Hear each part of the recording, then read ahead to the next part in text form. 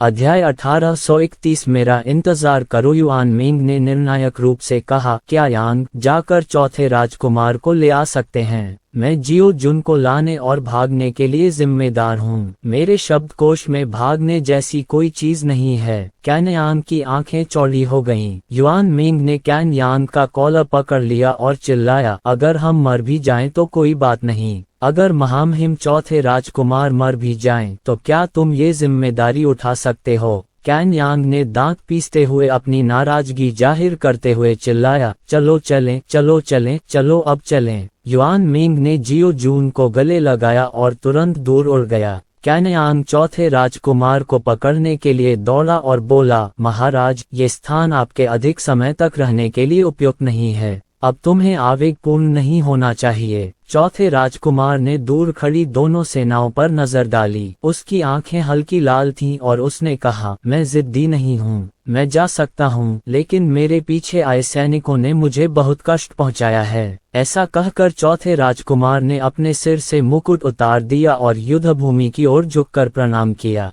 Can यांग ने चौथे राजकुमार की कमर को गले लगा लिया और युआन मिंग का पीछा करते हुए प्रकाश की किरण में बदल गया। जैसे ही वे चारों चले गए, आग की एक किरण आकाश में फैल गई और अचानक युद्ध के मैदान पर रुक गई, जहां उनमें से कुछ लड़ रहे थे। इस व्यक्ति के सिर पर आग जैसे लाल बाल थे, जो उस मार्शल संत के अनुयायी से लगभग एक सिर ऊंचा था। वह मार्शल संत की 7वीं परत का भी स्वामी था। उसने अपना सिर नीचे किया और मार्शल सेंट के उस विश्वासी को देखा जो जमीन पर गिरा पड़ा था। उसके चेहरे पर तुरंत उदासी छा गई। बड़े और छोटे संप्रदायों के 100 से अधिक मार्शल कलाकार पहले ही जल्दबाजी में तितर बितर हो चुके थे। उस व्यक्ति की निगाहें और भी ठंडी होती गईं। उसने सिर उठाकर दोनों पक्षों के बीच के युद्ध क्षेत्र को देखा और चिल्लाया, सबको मार डालो, सबको मार डालो, उनमें से एक भी नहीं बचेगा। मैं चाहता हूं कि इस दुनिया के दरिंदों को इसकी कीमत चुकानी पड़े। ये कहकर लाल बालों वाले आदमी ने अपना सिर नीचे किया और एक पल के लिए उसे महसूस किया। फिर वह तुरंत युआन मिंग और बाकी लोगों के पीछे भागने की दिशा में भागा।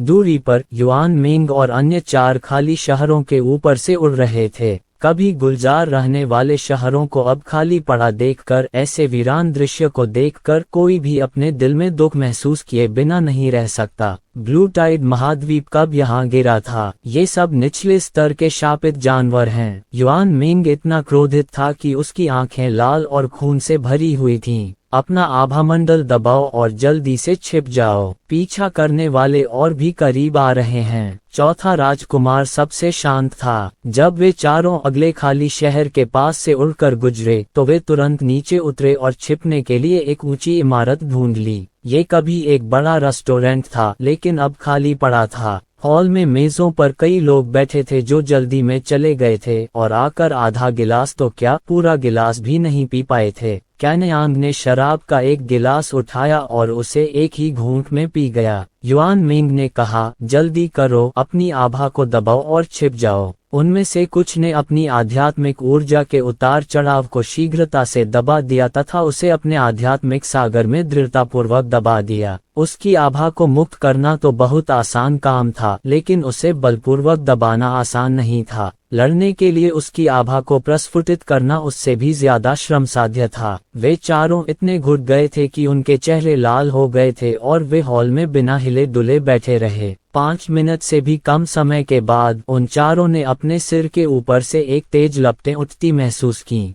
आग की लपटें खत्म होने के बाद ही उन चारों ने राहत की सांस ली। चौथे राजकुमार ने आंखें बंद कर लीं और आह भरते हुए कहा, हम ज्यादा देर तक छिप नहीं पाएंगे। उस व्यक्ति के थोड़ी देर बाहर उड़ जाने के बाद उसे पता चला कि वह हमारे उतार चढ़ावों को भूल गया है। वह जरूर वापस आएगा और हमारे पद चिन्हों की तलाश करेगा। मुझे डर है कि इस बार हम बच नहीं पाएंगे। क्या हम थोड़ी देर रुक सकते हैं? हुआला। उन तीनों ने जल्दी से देखा कि जियो जून, जो मेज के सहारे झुका हुआ था, बेहोश हो गया था और एक कुर्सी से गिर गया था। चाहे कुछ भी हो, हमें पहले जियाओ जून की चोटों का इलाज करना चाहिए। उसकी क्षमता के साथ हमारे जीतने की संभावना है। युआन मिंग ने कहा, क्या यांग जियाओ जून को बैठने में मदद कर सकता है? मैंने 9 शुद्धता ब्रह्मांड तकनीक सीखी है, मैं उसकी चोटों का इलाज करूंगा। कैन यांग ने जियाओ जून को उठने में मदद की, जबकि युआन मेंग जियाओ जून के पीछे बैठ गया। उसने चुपके से 9 पवित्रता ब्रह्मांड तकनीक का प्रसार किया और अपने दोनों हाथों को जियाओ जून की पीठ पर रख दिया। जियो जुन का घाव धीरे धीरे ठीक होने लगा। कैन यांग ने अधीरता से कहा, उस व्यक्ति ने कहा कि उसके द्वारा पहुंचाई गई चोटों को ठीक होने में 2 घंटे लगेंगे। आपकी 9 शुद्धता ब्रह्मांड कला तो और भी शक्तिशाली होनी चाहिए, इसे 1 घंटे या आधे घंटे में भी ठीक किया जा सकता है ना?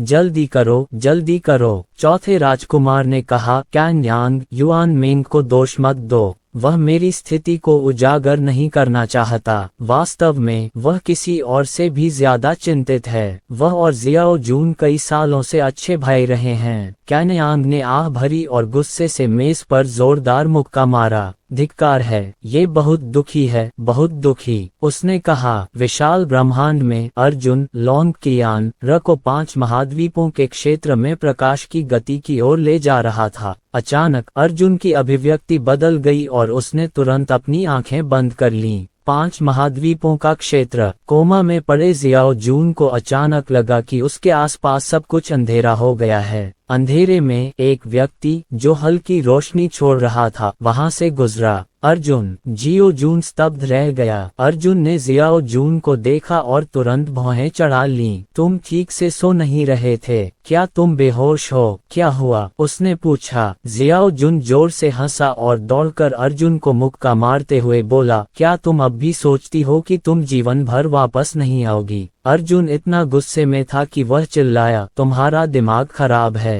क्या? तुम्हें अपनी प्राथमिकताएं नहीं पता? जल्दी करो और मुझे बताओ, 5 महाद्वीपों का क्षेत्र कैसा है? तुम लोग ब्लू टाइड महाद्वीप में फंस गए हो, अब कैसा है? जियो जुन ने जल्दी से कहा, ओह ठीक है, हम पर दुश्मन ने हमला किया था, मैं लगभग मर गया था। अर्जुन के चेहरे के भाव एकदम बदल गए। उसने जियाओ जून का हाथ पकड़ लिया और बोला, साले, मुझे मत बताना कि तुम मर रहे हो। तुम्हें क्या हुआ? ये किसने किया? अर्जुन को इतना आवेगी देखकर जियाओ जून का दिल खुश हो गया। उसने कहा, हाय, कोई बात नहीं, मैं मर तो नहीं सकता, लेकिन लगता है मैं ज्यादा दिन जी भी नहीं पाऊंगा। एक दिव्य प्रतिभा वाला कमीना हमारा पीछा कर रहा है। मुझे नहीं पता कि उसे हमें ढूंढने में कितना समय लगेगा। उस समय वह सचमुच खत्म हो जाएगा। चौथा राजकुमार कहाँ है? अर्जुन ने पूछा। जियो जुन ने कहा, मैं हमारे साथ हूँ। युआन मिंग और कैन यांग चौथे राजकुमार के साथ भाग गए। अर्जुन के चेहरे पर बेहद उदासी थी जब उसने कहा, मेरा इंतजार करो, चाहे कुछ भी हो जाए, तुम्हें मेरा इंतजार करना ही होगा। एक और दिन में मैं 5 महाद्वीपों के दायरे तक पहुंच जाऊंगा। मुझे परवाह नहीं कि तुम कौन सा तरीका अपनाते हो। संक्षेप में, जब तक मैं वापस न आ जाऊं, तब तक जीवित रहो। क्या तुम मुझे सुन रहे हो? जियो जुन ने गंभीरता से कहा, भाइयों, आपका इंतजार करें। ब्रह्मांड में अर्जुन ने अपनी आंखें खोली। उसकी आंखें तीव्र हत्या के इरादे से झिलमिला रही थीं। तुम्हें क्या हुआ है? लॉन्ग कियान र ने उत्सुकता से पूछा। अर्जुन ने दांत पीसते हुए कहा, कुछ कमीने लोग मेरी दुनिया में कुछ गलत कर रहे हैं। हाँ, अच्छा, ये सचमुच बहुत बढ़िया है। उन्हें इसका पछतावा होगा, उन्हें इसका निश्चित रूप से पछतावा होगा। 5 महाद्वीपों का क्षेत्र। वे चारों रेस्तरां में छिप गए और आधी रात तक चुपचाप बैठे रहे। युआन मिंग केवल अत्यंत धीमी गति से ही जियो जून को ठीक कर सकता था ताकि वह स्वयं को मजबूत आभा उतार चढ़ाव से बचा सके।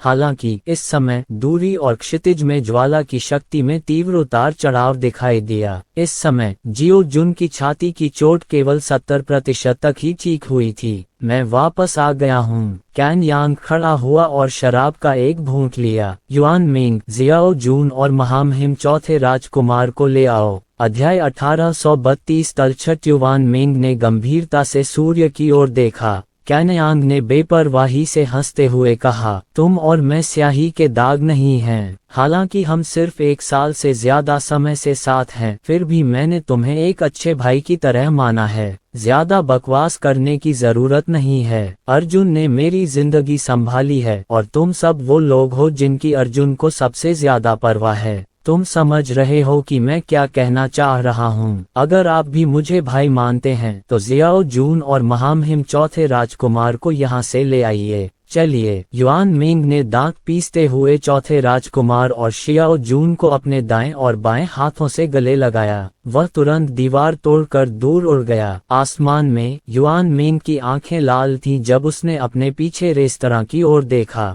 बचा हुआ सूरज पहले ही उड़ चुका था। वह झुका और जोर से अपनी डिपक्यूई छोड़ी। वह चिल्लाया, चलो चलें, चलो चलें, पीछे मत मुड़ना। युआन मिंग ने मुड़कर दूर तक देखा। उसके चेहरे पर कोई भाव नहीं था, बस आंसू बह रहे थे। एक गरिमा में 5 मीटर लंबे व्यक्ति को वास्तव में आकाश में आंसू बहाने के लिए मजबूर किया गया। शहर के ऊपर कैनयांग ने शराब के जार में बची हुई कुछ घूंटें गटक लीं। उसने अपना मुंह पोंछा और जोर से हंसा, चलो। दूर से पास आते हुए अचानक आग की एक किरण सूरज के सामने रुक गई। हैरानी की बात यह थी कि वह लाल बालों वाला आदमी था। लाल बालों वाले आदमी ने सूरज की ओर मुंह किया और उस दिशा में देखने लगा जिस ओर युआन मिंग और अन्य लोग भाग रहे थे। उसने कहा, ये तुम ही हो जिसने मेरे पालक भाई को मार डाला। कैनयांग जोर से हंसा, मैंने न केवल उस छोटे बदमाश को मार डाला बल्कि मैं तुम्हें भी व्यक्तिगत रूप से मार डालूंगा। लाल बालों वाले आदमी ने सिर हिलाया और कहा, बुरा नहीं, शाबाश। तुम्हें पता है, जितना अधिक तुम मुझे गुस्सा दिलाओगे तुम्हारी मृत्यु उतनी ही अधिक दुखद होगी। ऐसा करते हुए उन्होंने अपना दाहिना हाथ उठाया और उनकी हथेली में कमल का फूल प्रकट हुआ।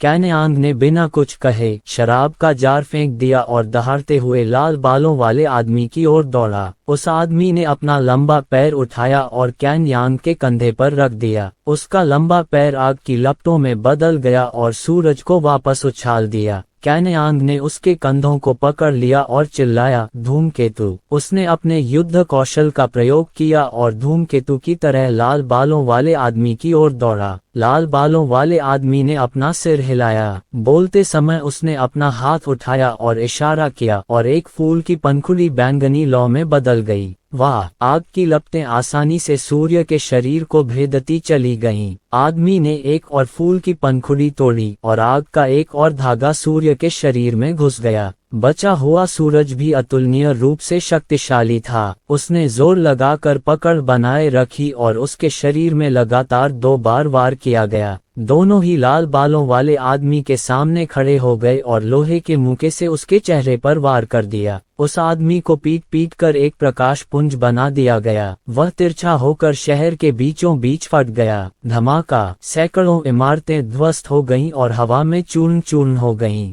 कैनयांग ने अपनी छाती ढक ली, मुंह में खून भरकर खांसने लगा और उसका शरीर गिरने के कगार पर था। बहुत जल्दी लाल बालों वाला आदमी नीचे से ऊपर उड़ आया। उसका चेहरा जख्मी था और मुंह के कोने से खून बह रहा था। देखते हैं तुम कितनी देर टिक पाते हो। लाल बालों वाले आदमी ने अपना दाहिना हाथ उठाया। एक और बैंगनी लौ सूरज के शरीर को चीरती हुई निकली। कैनयांग जोर से हंसा और चीखता हुआ उस आदमी की ओर दौड़ा। उसने अपनी मुट्ठी लहराए। लाल बालों वाले आदमी ने हाथ उठाकर इशारा किया। बैंगनी रंग की एक लौ ने सूरज की बची हुई मुट्ठी को उड़ा दिया। बचा हुआ सूरज उसके घुटने पर लगा। लाल बालों वाले आदमी के पास एक और बैंगनी लौ थी जो शेष सूर्य के घुटनों को भेद रही थी। ची! लाल बालों वाले आदमी ने तिरस्कार से सिर हिलाया। उसका बायां हाथ कैनयांग के कंधे पर था और दायां हाथ कैनयांग के दिल पर। उसने कहा, मर जा कूड़ा। पू! एक बैंगनी लौ सूर्यास्त के दिल के माध्यम से छेदा। बचा हुआ सूरज मुस्कुराया और नीचे गिर गया। लाल बालों वाले आदमी ने अपने मुंह के कोने से खून पोंछा। उसने अपना शरीर घुमाया और उस दिशा में भागा जहां से युआन मिंग भागा था,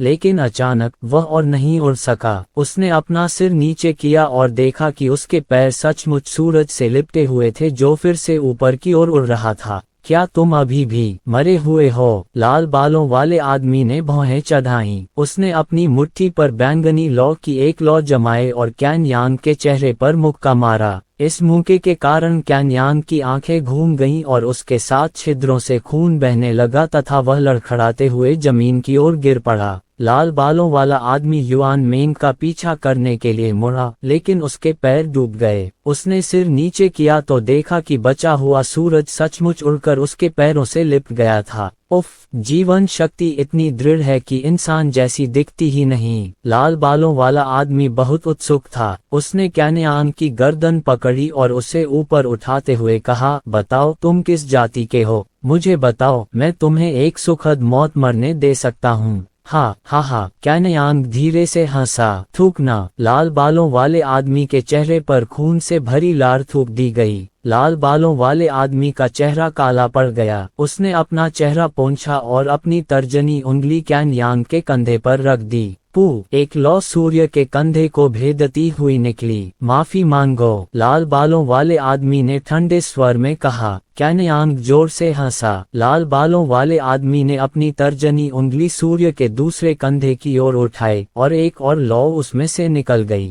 क्षमा मांगना। कैन यांग और जोर से हंसा। दाओ तुम्हारी दादी का पोता। कठोर मुंह, बहुत अच्छा। लाल बालों वाले आदमी ने बैंगनी लौ को अपनी हथेली पर लपेटा और उसे कैन यांग की छाती पर रख दिया। उसकी हथेली, जिस पर सूर्य की छाती का निशान था, धीरे धीरे आगे बढ़ी। कैन यांग का शक्तिशाली शरीर जलकर एक हथेली के निशान में बदल गया। इसके अलावा जैसे जैसे वह आदमी आगे बढ़ता गया, हथेली का निशान डूबता ही गया और डूबता ही गया। कैन यांग का चेहरा दर्द से कागज की तरह पीला पड़ गया था और उसका चेहरा भी क्रूर होने लगा था। लाल बालों वाला आदमी सूरज के चेहरे के पास आया और व्यंग्यात्मक लहजे में बोला, क्या तुम्हें लगता है कि दुनिया अभी भी तुम्हारे जैसे लोगों के समूह की है? यदि आप ऐसा सोचते हैं तो आप गलत हैं। क्या इससे दर्द हो रहा है? मुझे देखने दो कि तुम कितनी देर तक टिक सकते हो। बताओ, मैं तुम्हें एक अच्छा जवाब दूंगा, बशर्ते तुम माफी मांग लो।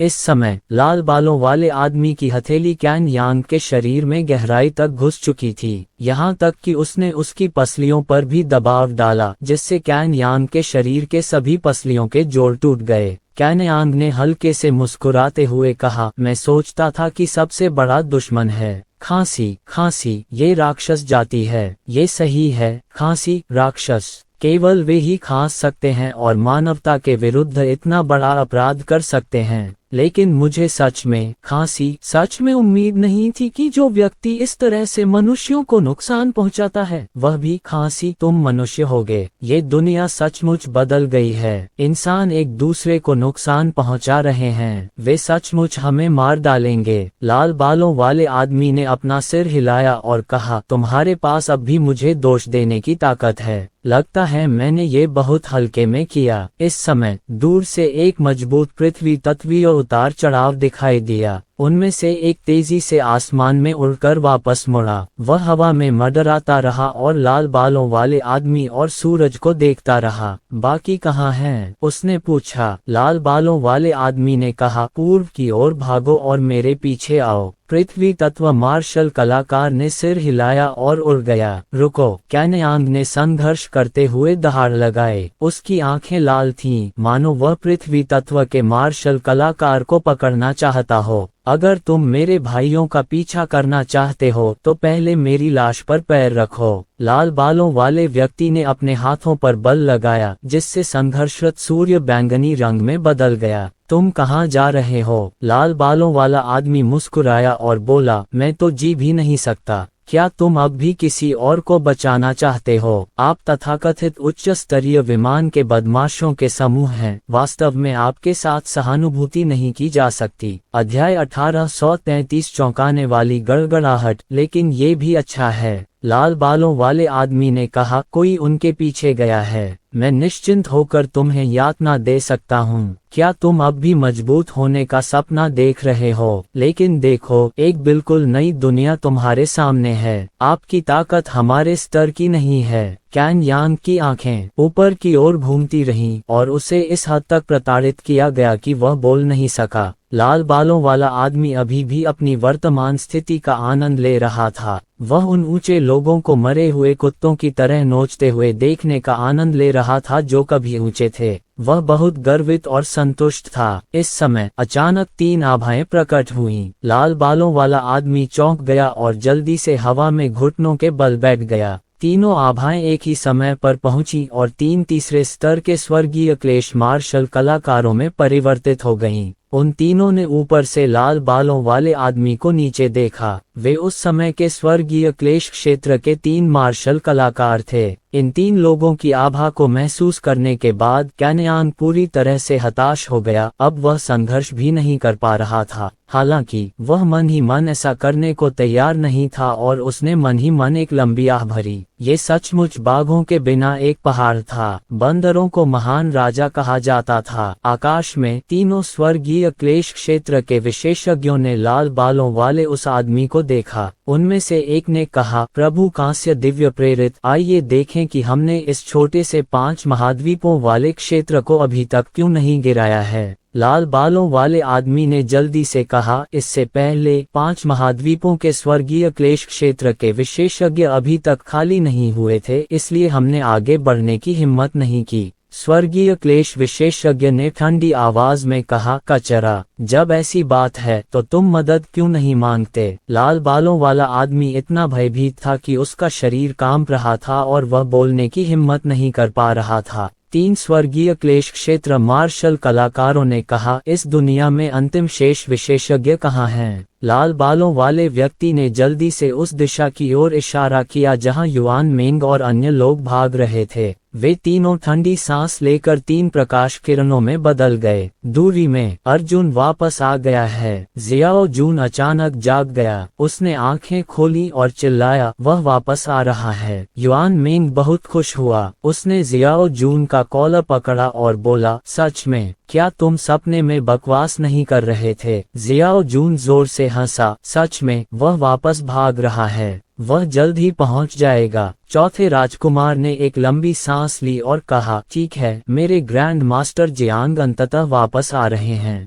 ठीक इसी क्षण युआन मेंग के हाव भाव बदल गए। उसने भौहें चढ़ाई और कहा, एक और पृथ्वी तत्व विशेषज्ञ आ गया है। वह मार्शल सेंट क्षेत्र के 6ठे स्तर पर है। जियाओ जून, चूंकि तुम जाग गए हो इसलिए महामहिम चौथे राजकुमार को लेकर तुरंत चले जाओ। मैं तुम्हें कुछ समय बिताने में मदद करूंगा। जियाओ जुन ने उत्सुकता से कहा, तो फिर तुम क्या करने जा रहे हो। युआन मेंग ने कहा, मुझे अकेला छोड़ दो, अपने चौथे राजकुमार को लेकर चले जाओ। अर्जुन के लौटने तक तुम्हें यहीं रुकना होगा। चलो जल्दी करो। जियो जुन ने दांत पीसते हुए चौथे राजकुमार को पकड़ लिया और उड़ गया। युआन मेंग ने गहरी सांस ली और हवा में तैरते हुए उसी स्थान पर प्रतीक्षा करने लगा। कुछ ही देर बाद एक ताकतवर मार्शल आर्टिस्ट उड़ता हुआ आया। वह उत्सुकता से युआन मास्क के सामने रुका और बोला, अरे क्या कोई अकेला व्यक्ति मेरा इंतजार कर रहा है। युआन मेंग ने कहा, बकवास बंद करो और आगे बढ़ो। ऐसा कहने के बाद युआन मेंग ने एक बार फिर अपने निचले लौह शरीर को संघनित किया और उस आदमी की ओर दौड़ा।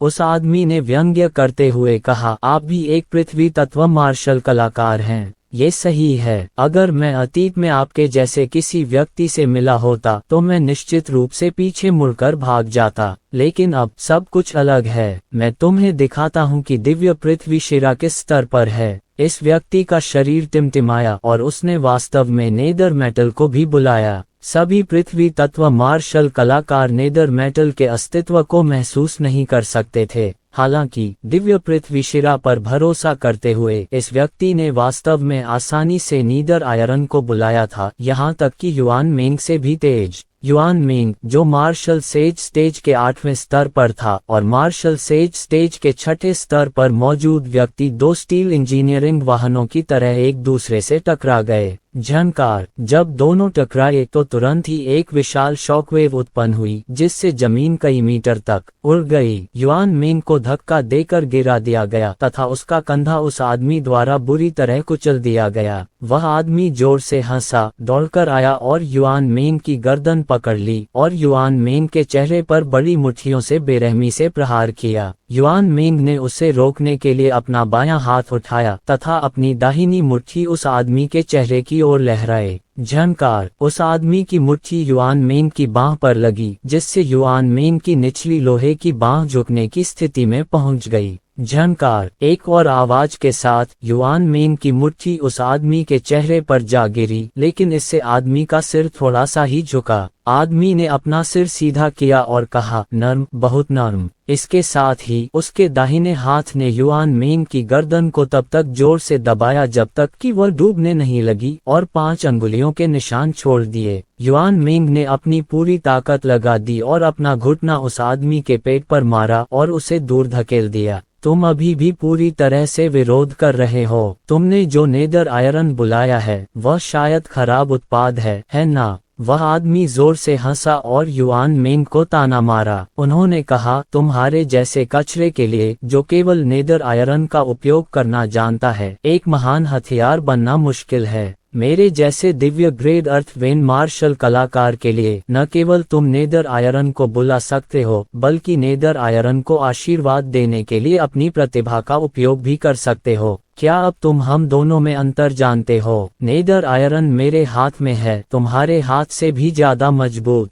इस व्यक्ति ने उसके कंधों को पकड़ लिया और टक्कर मार दी, जिससे युआन मेंग उड़ गया। वह एक बार फिर आगे बढ़ा और युआन मेंग को तुरंत पीछे से टक्कर मार दी। संयोग से उसकी टक्कर युआन मेंग से हुई, जो पीछे की ओर उड़ रहा था, और वह फिर से युआन मेंग से टकरा गया। झनकार, युआन मेंग की पीठ इस टक्कर से बुरी तरह क्षतिग्रस्त हो गई। वह एक बार फिर युआन मेंग से आगे निकल गया और दूसरी दिशा से उससे टकरा गया। ब्रह्मांड में अर्जुन की आंखें जल रही थीं। वह मन ही मन प्रार्थना कर रहा था, जल्दी करो, जल्दी करो। चाहे कुछ भी हो, उसे अपने भाइयों की पीट कर हत्या होने से पहले 5 महाद्वीपों के क्षेत्र में पहुंचना ही था। 3 घंटे, बहुत देर हो चुकी है। अर्जुन के पसीने छूट गए। लॉन्ग कियान र ने उत्सुकता से पूछा, क्या आप कुछ करने की जल्दी में हैं? अर्जुन ने कहा, अगर मैं जल्दी वापस नहीं लौटूंगा तो मेरे भाइयों की जान खतरे में पड़ जाएगी।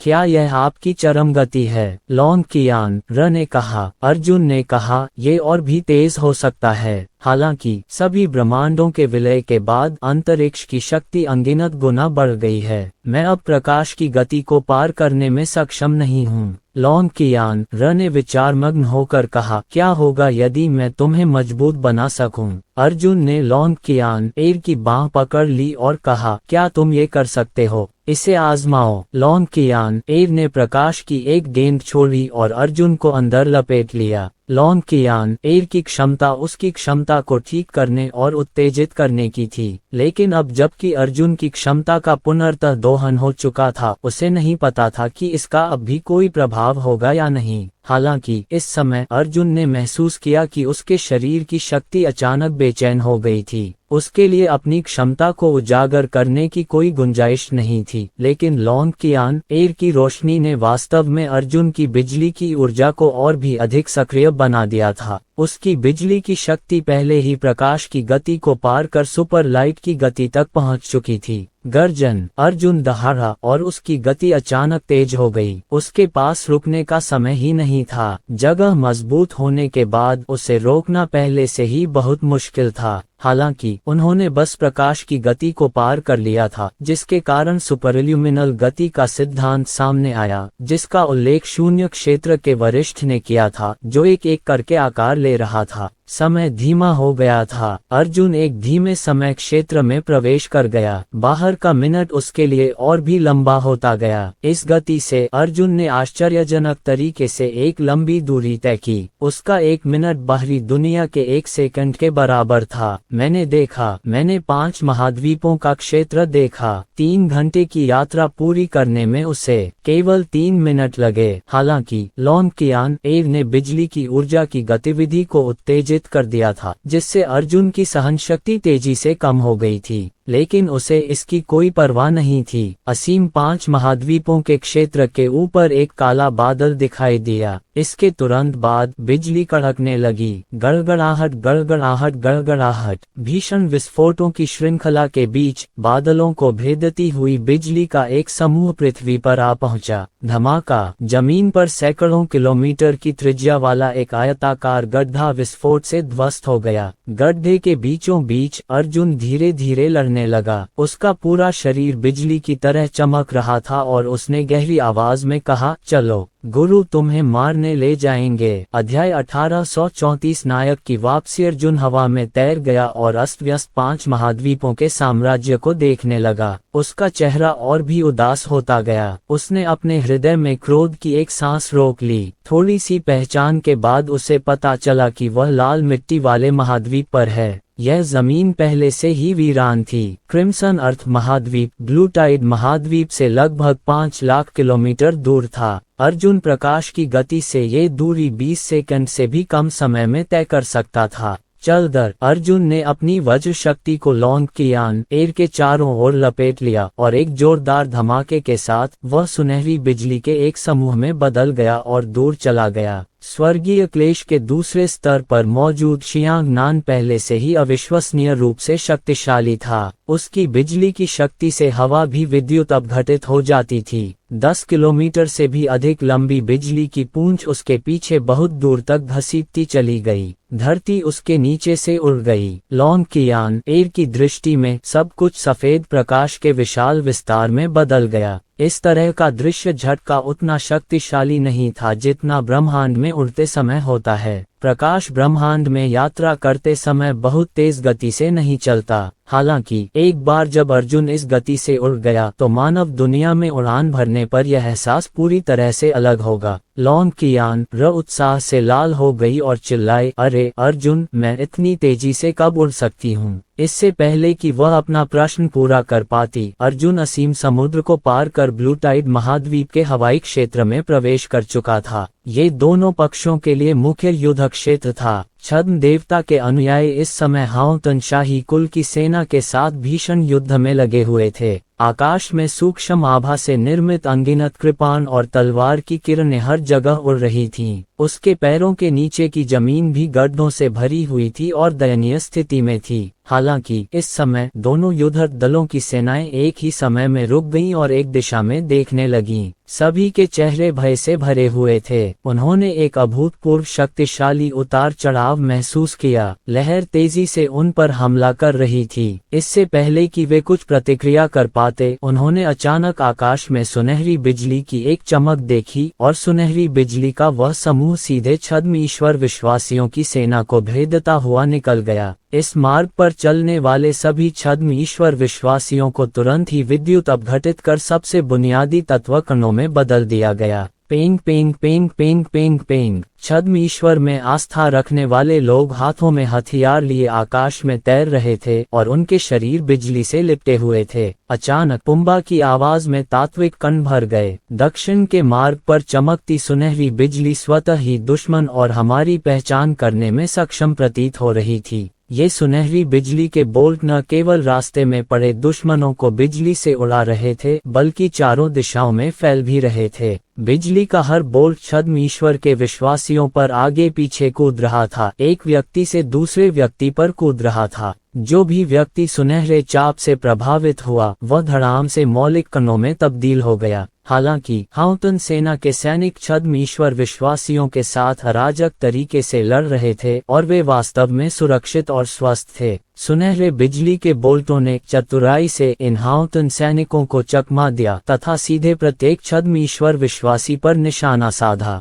इस दृश्य ने हाउतन सेना को स्तब्ध कर दिया। ये गड़गड़ाहट और बिजली की शक्ति है। ये हमारे ब्लू टाइड महाद्वीप का नायक है जो वापस आ गया है। यह अर्जुन है। हा, ये ताइफू जियांग है। अनगिनत सैनिकों ने उत्साह से जयकारे लगाए और अपने हथियार आकाश में फेंक दिए। हमारा हाउतन हीरो वापस आ गया है। दूर पर सभी बिखरे हुए शिष्य और बुजुर्ग रुक गए और आकाश में चमकती बिजली की ओर देखने लगे। कुछ क्षण की शांति के बाद सभी ने अपने चेहरे ढक लिए और रोने लगे। हम बच गए, हमारा ब्लू टाइड महाद्वीप बच गया है, हमें अब भागने की जरूरत नहीं है। दूसरी ओर सीमा पार कर भागे कई तृतीय श्रेणी के संप्रदाय भी रुक गए। उनमें से कैवलरी संप्रदाय नामक एक छोटे से तीसरे दर्जे के संप्रदाय की एक महिला बुजुर्ग ने आकाश की ओर देखा और बिजली की पूंछ के निशान देखे जो आकाश में गायब हो गए थे। मुझे पता था कि वह मुझे निराश नहीं करेगा। ब्लू स्टोन टाउन में वापस आकर मुझे पता था कि वह मुझे निराश नहीं करेगा।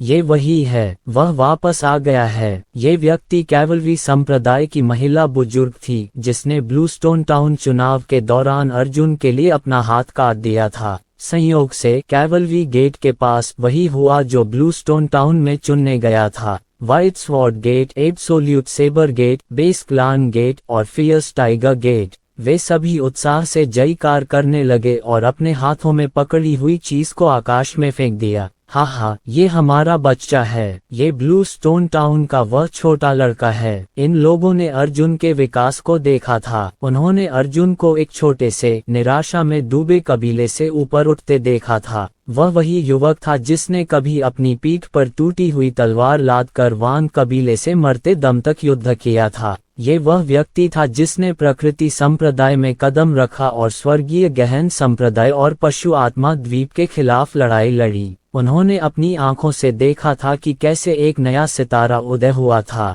पूर्ण कृपाण संप्रदाय के युबोफैन ने एक बार अर्जुन के मार्शल कौशल एजियो ड्रैगन को तीसरे दर्जे की मूल परिवर्तन गोली के साथ बदलने की कोशिश की थी। इस समय इस व्यक्ति ने, जो पहले ही कुछ उतार चढ़ावों का अनुभव कर चुका था, आकाश की ओर देखा और भावुक होकर बोला, क्या मैं पूछ सकता हूँ कि किसने सोचा होगा कि वह बच्चा इतना बड़ा हो जाएगा? उस समय हम ही उसकी एकमात्र आशा थे, लेकिन हमने उसे निराश किया। अब वह हमारी एकमात्र आशा है, लेकिन उसने हमें निराश नहीं किया। कैंगलान महाद्वीप पश्चिमी क्षेत्र प्रांत की सीमा। लाल बालों वाले आदमी का दाहिना हाथ बैंगनी लपटों में लिपटा हुआ था। जैसे ही उसने शेष बचे सूरज की छाती को भेद कर उसके चमकते हुए दिल को बाहर निकाला, वह बहुत ही घमंड और उग्रता से हंसा, बहुत ही घमंड से हंसा। कैन यांग के चेहरे पर राहत भरी मुस्कान थी। उसने युआन मिंग और बाकी लोगों की तरफ देखते हुए कहा, भाइयों, मैंने अपनी तरफ से पूरी कोशिश की है। लाल बालों वाले आदमी ने बैंगनी लौ को पकड़ लिया और उसे कैन यांग के चेहरे पर जोर से मारते हुए कहा, मर जा कचरा। बैंगनी आग की मुक्का बेहद तेज थी, सीधे कैन यांग के चेहरे पर जा लगी। जब मुक्का कैन यांग के गाल से आधा इंच से भी कम दूरी पर था। वाह,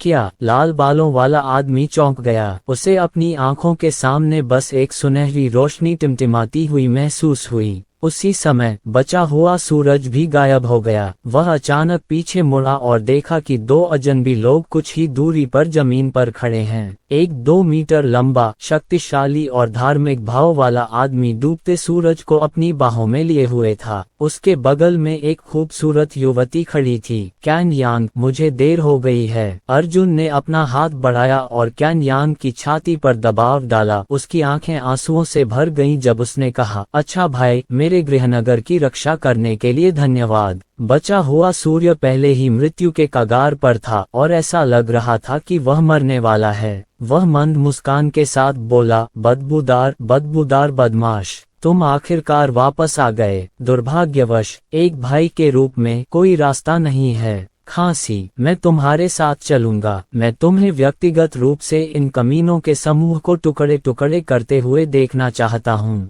अर्जुन के आंसू कैन यांग के चेहरे पर गिर पड़े और उसने कहा, भाई, मैं तुम्हें मरने नहीं दूंगी और न ही तुम। कौन है? क्या हिम्मत है? जब लाल बालों वाले आदमी ने अर्जुन को अचानक प्रकट होते देखा तो उसे ऐसा लगा जैसे वह अस्तित्व में ही न हो। वह सचमुच अपने भाई से बातें करने लगा। इससे लाल बालों वाला आदमी बहुत दुखी हुआ। अपने भाई के साथ मर जाओ, उसने हाथ हिलाते हुए चिल्लाया। अर्जुन ने बिना सिर घुमाए पलटकर थप्पड़ मारा। पेंग की आवाज के साथ कैन यांग और बाकियों को तकलीफ पहुंचाने वाली बैंगनी लपटें उड़ गईं। कियान, मदद करो! अर्जुन चिल्लाया। अध्याय 1835 मेरे क्षेत्र से बाहर निकल जाओ लोन। कियान ने तुरंत प्रकाश की एक गेंद छोड़ी और सूर्य के चारों ओर लपेट ली। इस समय सूर्य की शेष पुतलियां फैलने लगी थीं तथा मृत्यु के संकेत दिखाई देने लगे थे। हालांकि प्रकाश के उसके चारों ओर घिरने के बाद इसमें केवल एक पल लगा। 1/3 सेकंड बचा हुआ सूरज अचानक पुनर्जीवित हो गया। कैनयान की आंखें चौड़ी हो गईं और उसे लगा जैसे उसका पूरा शरीर असीम ऊर्जा से भर गया हो। उसने डर के मारे अपनी छाती रगड़ी और उसके दिल का खूनी छेद गायब हो गया। क्या? कैनयांग और लाल बालों वाले आदमी ने एक साथ कहा। कैनयांग को ये जानकर आश्चर्य हुआ कि उसे अभी भी आग से बाहर निकाला जा सका। दरअसल उसे आग से बाहर निकाला जा सका था जबकि वह पहले से ही इस हालत में था। लाल बालों वाला आदमी हैरान रह गया। उसे इस बात का आश्चर्य था कि इस अनजान आदमी ने असल में उस बैंगनी लौ को थप्पड़ मार दिया जिस पर उसे गर्व था। वह कैनयांग ने अविश्वास में लॉन्ग कियान एर की ओर इशारा किया। लॉन्ग कियान र ने शरारत से अपनी जीभ बाहर निकाली और कहा, आप मेरी माँ। लॉन्ग कियान एर एक भयभीत खरगोश की तरह अर्जुन के पीछे छिप गया क्योंकि कैनयांग खड़ा हो गया। कैनयांग 5 मीटर से अधिक लंबा एक मजबूत आदमी था। पृथ्वी पर रहने वाली लॉन्ग कियान एर ने पहले कभी ऐसा विशालकाय जीव नहीं देखा था। जैसे ही सूरज की रोशनी पड़ी उसका दिल धड़कना लगभग बंद हो गया। अर्जुन ने लॉन्ग कियान र के कंधे पर थपथपाया और कहा, डरो मत,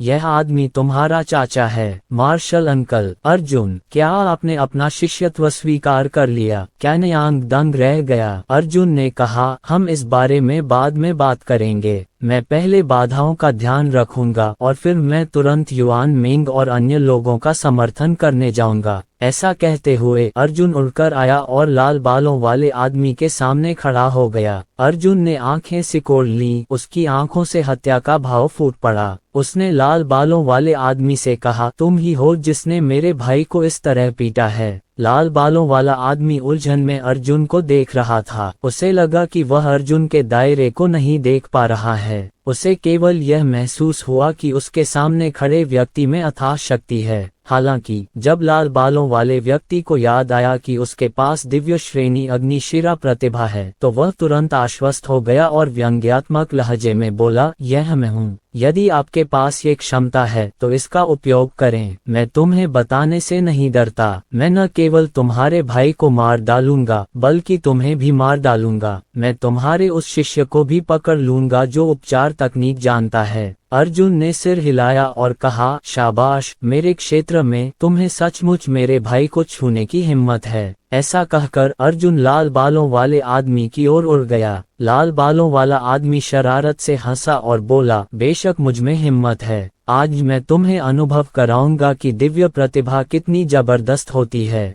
तुम जैसे देहाती आदमी अपने क्षितिज को व्यापक बनाने के लिए तैयार हो जाओ। उस आदमी ने अपना दाहिना हाथ उठाया और एक बैंगनी लौ वाला कमल घूमने लगा। उसने एक पत्ता उठाया और अर्जुन की ओर फेंका। पत्ता अचानक बैंगनी हो गया और अर्जुन की ओर बढ़ गया। अर्जुन, सावधान रहो, वह ज्वाला बहुत भयानक है। तुम उसका सीधा सामना नहीं कर सकते। तुम्हें अपनी बुद्धि का इस्तेमाल करना होगा। कैनयांग चिल्लाया। पेंग। आग की लपटें अर्जुन के चेहरे पर भयंकर रूप से लगी और पेंग की आवाज फैल गई। अर्जुन ने न तो चकमा दिया और न ही आग की किरणें उड़ाने की जहमत उठाए। लाल बालों वाले आदमी के चेहरे के भाव अचानक बदल गए। उसने जल्दी से बैंगनी लपटों को सक्रिय किया और अगले युद्ध कौशल को संक्षेप में प्रस्तुत करना जारी रखा। स्टार कोन। झट, 2 बैंगनी पंखुड़ियां उड़ी। ये 2 पंखुड़ियां 2 उलझी हुई ज्वालाओं में बदल गईं जो किसी ड्रिल की तरह अर्जुन की ओर बढ़ीं। अर्जुन अभी भी चकमा नहीं दिया। इससे भी अधिक आश्चर्य की बात यह थी कि फ्लेम ड्रिल बिट सीधे अर्जुन की बाईं आंख में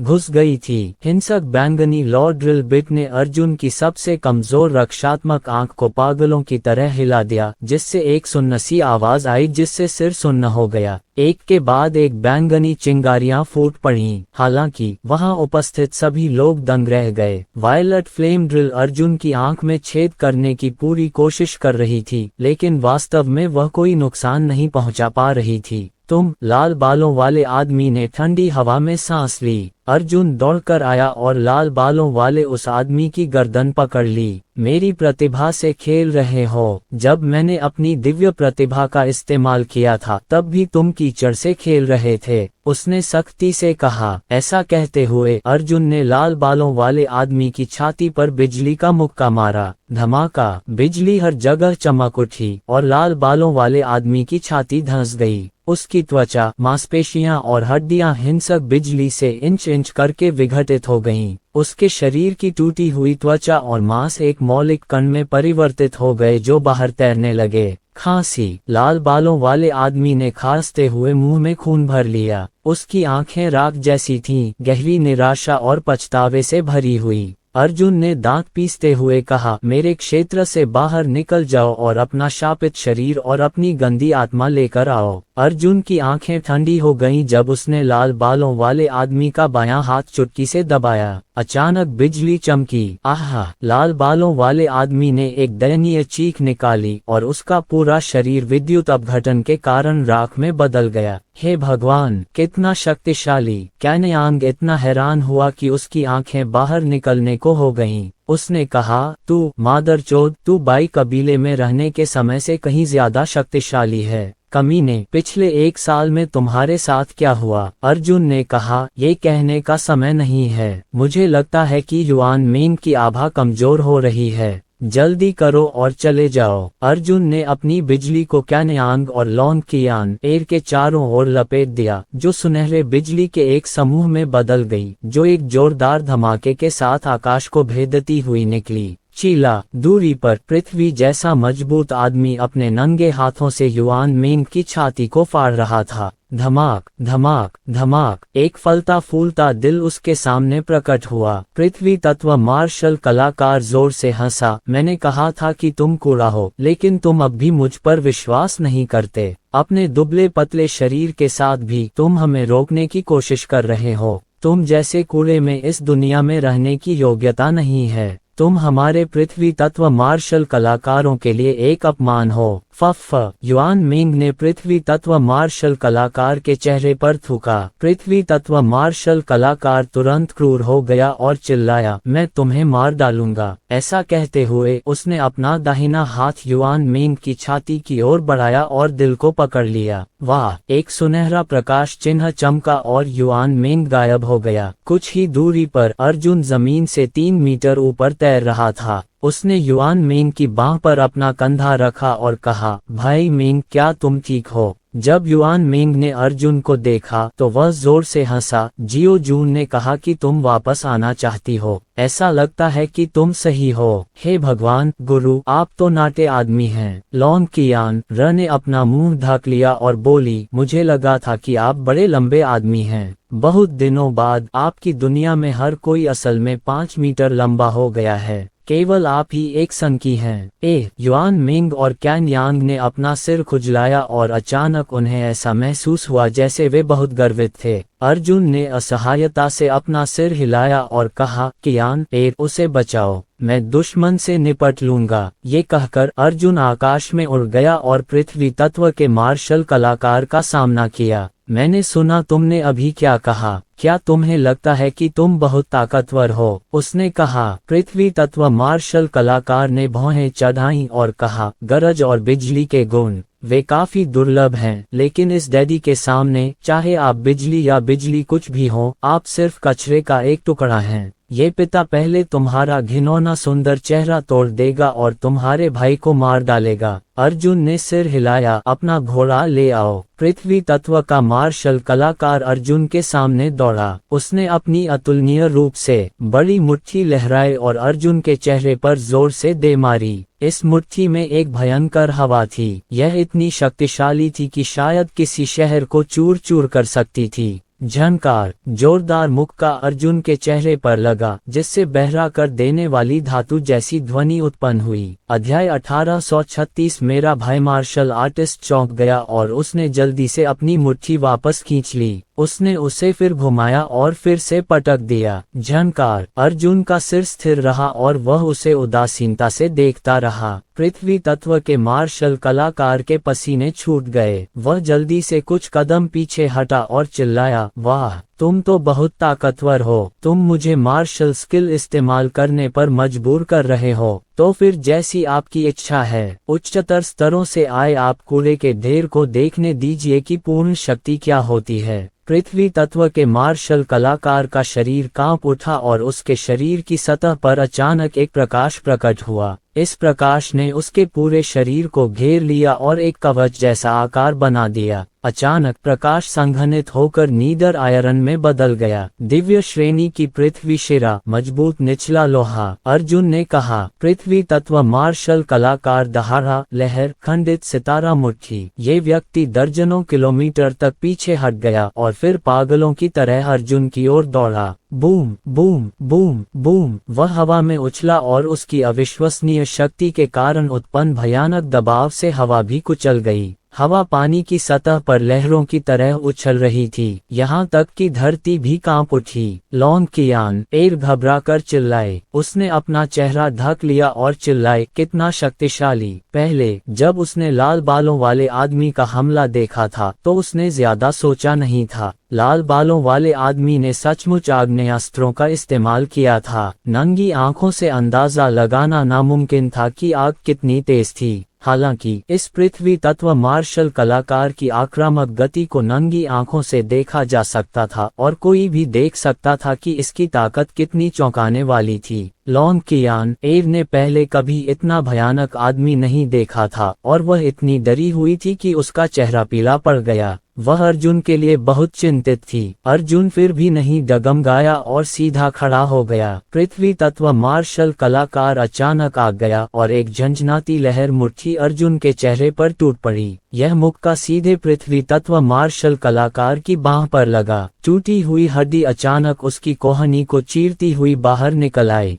यहाँ तक कि इस मार्शल कलाकार का दाहिना कंधा भी उसकी अपनी ताकत से ही उखड़ गया था। छोटे बेसिन के आकार की मुट्ठी की आड़ में अर्जुन के मुंह का कोना ऊपर उठ गया। पृथ्वी तत्व मार्शल कलाकार को एक अभूतपूर्व झटका लगा और वह चिल्लाया, असंभव, यह असंभव है। मेरे पास दिव्य ग्रेड पृथ्वी शिरा प्रतिभा है और आपके पास मेरे हमलों का सामना करने में सक्षम होने का कोई कारण नहीं है। अर्जुन ने अपना बायां हाथ बढ़ाकर मार्शल आर्टिस्ट का हाथ पकड़ लिया। फिर उसने उसे जोर से मरोड़ दिया। मार्शल कलाकार सुअर की तरह चीखा, उसका पूरा हाथ मुड़ गया। ये बात यहाँ फैला दो। अर्जुन ने अपने दांत पीसते हुए अपना सिर मार्शल कलाकार के चेहरे पर दे मारा, जिससे मार्शल कलाकार के गालों की आधी हड्डियां टूट गईं। मैं नहीं जानना चाहता कि यह किसका क्षेत्र है। अर्जुन की आंखें ठंडी हो गईं। एक जोरदार मुक्का। अर्जुन की बांह सीधे मार्शल आर्टिस्ट के निचले लौह कवच, निचले लौह त्वचा, उसकी छाती और उसकी मजबूत पीठ को भेद गई। उसकी पूरी बांह मार्शल आर्टिस्ट को भेद गई। भयंकर गड़गड़ाहट और बिजली अर्जुन की मुट्ठियों और बाहों के चारों ओर लिपटी हुई थी, कड़क रही थी। मार्शल कलाकार खांसने लगा, लेकिन वह कुछ नहीं कह सका। अर्जुन के चेहरे पर उदासी थी जब उसने कहा, अपने गृहनगर वापस जाओ।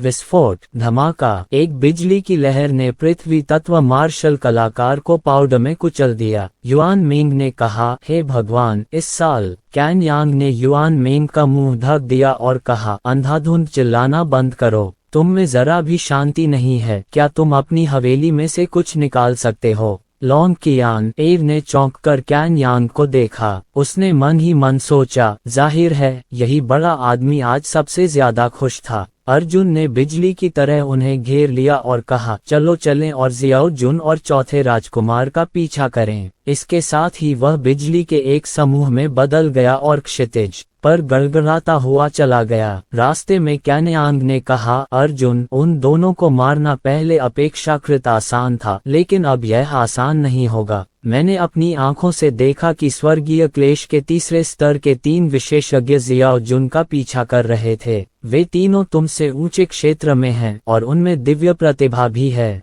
तुम्हारा फायदा खत्म हो गया है। तुम बिल्कुल भी सीधे तौर पर नहीं लड़ सकते। जैसे ही हम किसी को बचा लेंगे, हम तुरंत चले जाएंगे। युआन मिंग की अभिव्यक्ति भी गंभीर थी क्योंकि उसने सिर हिलाया और कहा, हाँ, ये लोग बाई कबीले से अधिक शक्तिशाली नहीं हैं। वे बाई कबीले के जानवरों से कहीं अधिक शक्तिशाली हैं। अगर कैनयांग और मैं बाई कबीले के स्वर्गीय शब्द क्षेत्र के विशेषज्ञों से भी लड़ें तो भी हम उनमें से कुछ को परास्त कर पाएंगे। हालांकि जन्मजात दिव्य प्रतिभा वाले इन दुष्टों के समूह से लड़ने के बाद वे वास्तव में इस हद तक पराजित हो गए थे कि वे जवाबी कार्रवाई करने में असमर्थ थे। पश्चिमी क्षेत्र की सीमा पर समुद्र के किनारे चौथा राजकुमार चुपचाप जमीन पर पड़ा रहा। चौथे राजकुमार के सामने खड़े जियाओ जून का चेहरा खून से लथपथ था और वह भारी सांसें ले रहा था। उसके पैर कांप रहे थे और वह अब मजबूती से खड़ा नहीं हो पा रहा था। दूसरी ओर 3 स्वर्गीय क्लेश तृतीय परत छद्म ईश्वर विश्वासी जियाओ जून को चंचलता से देख रहे थे। उनमें से एक ने कहा, छोटे बंदर, क्या तुम्हें मजा आ रहा है?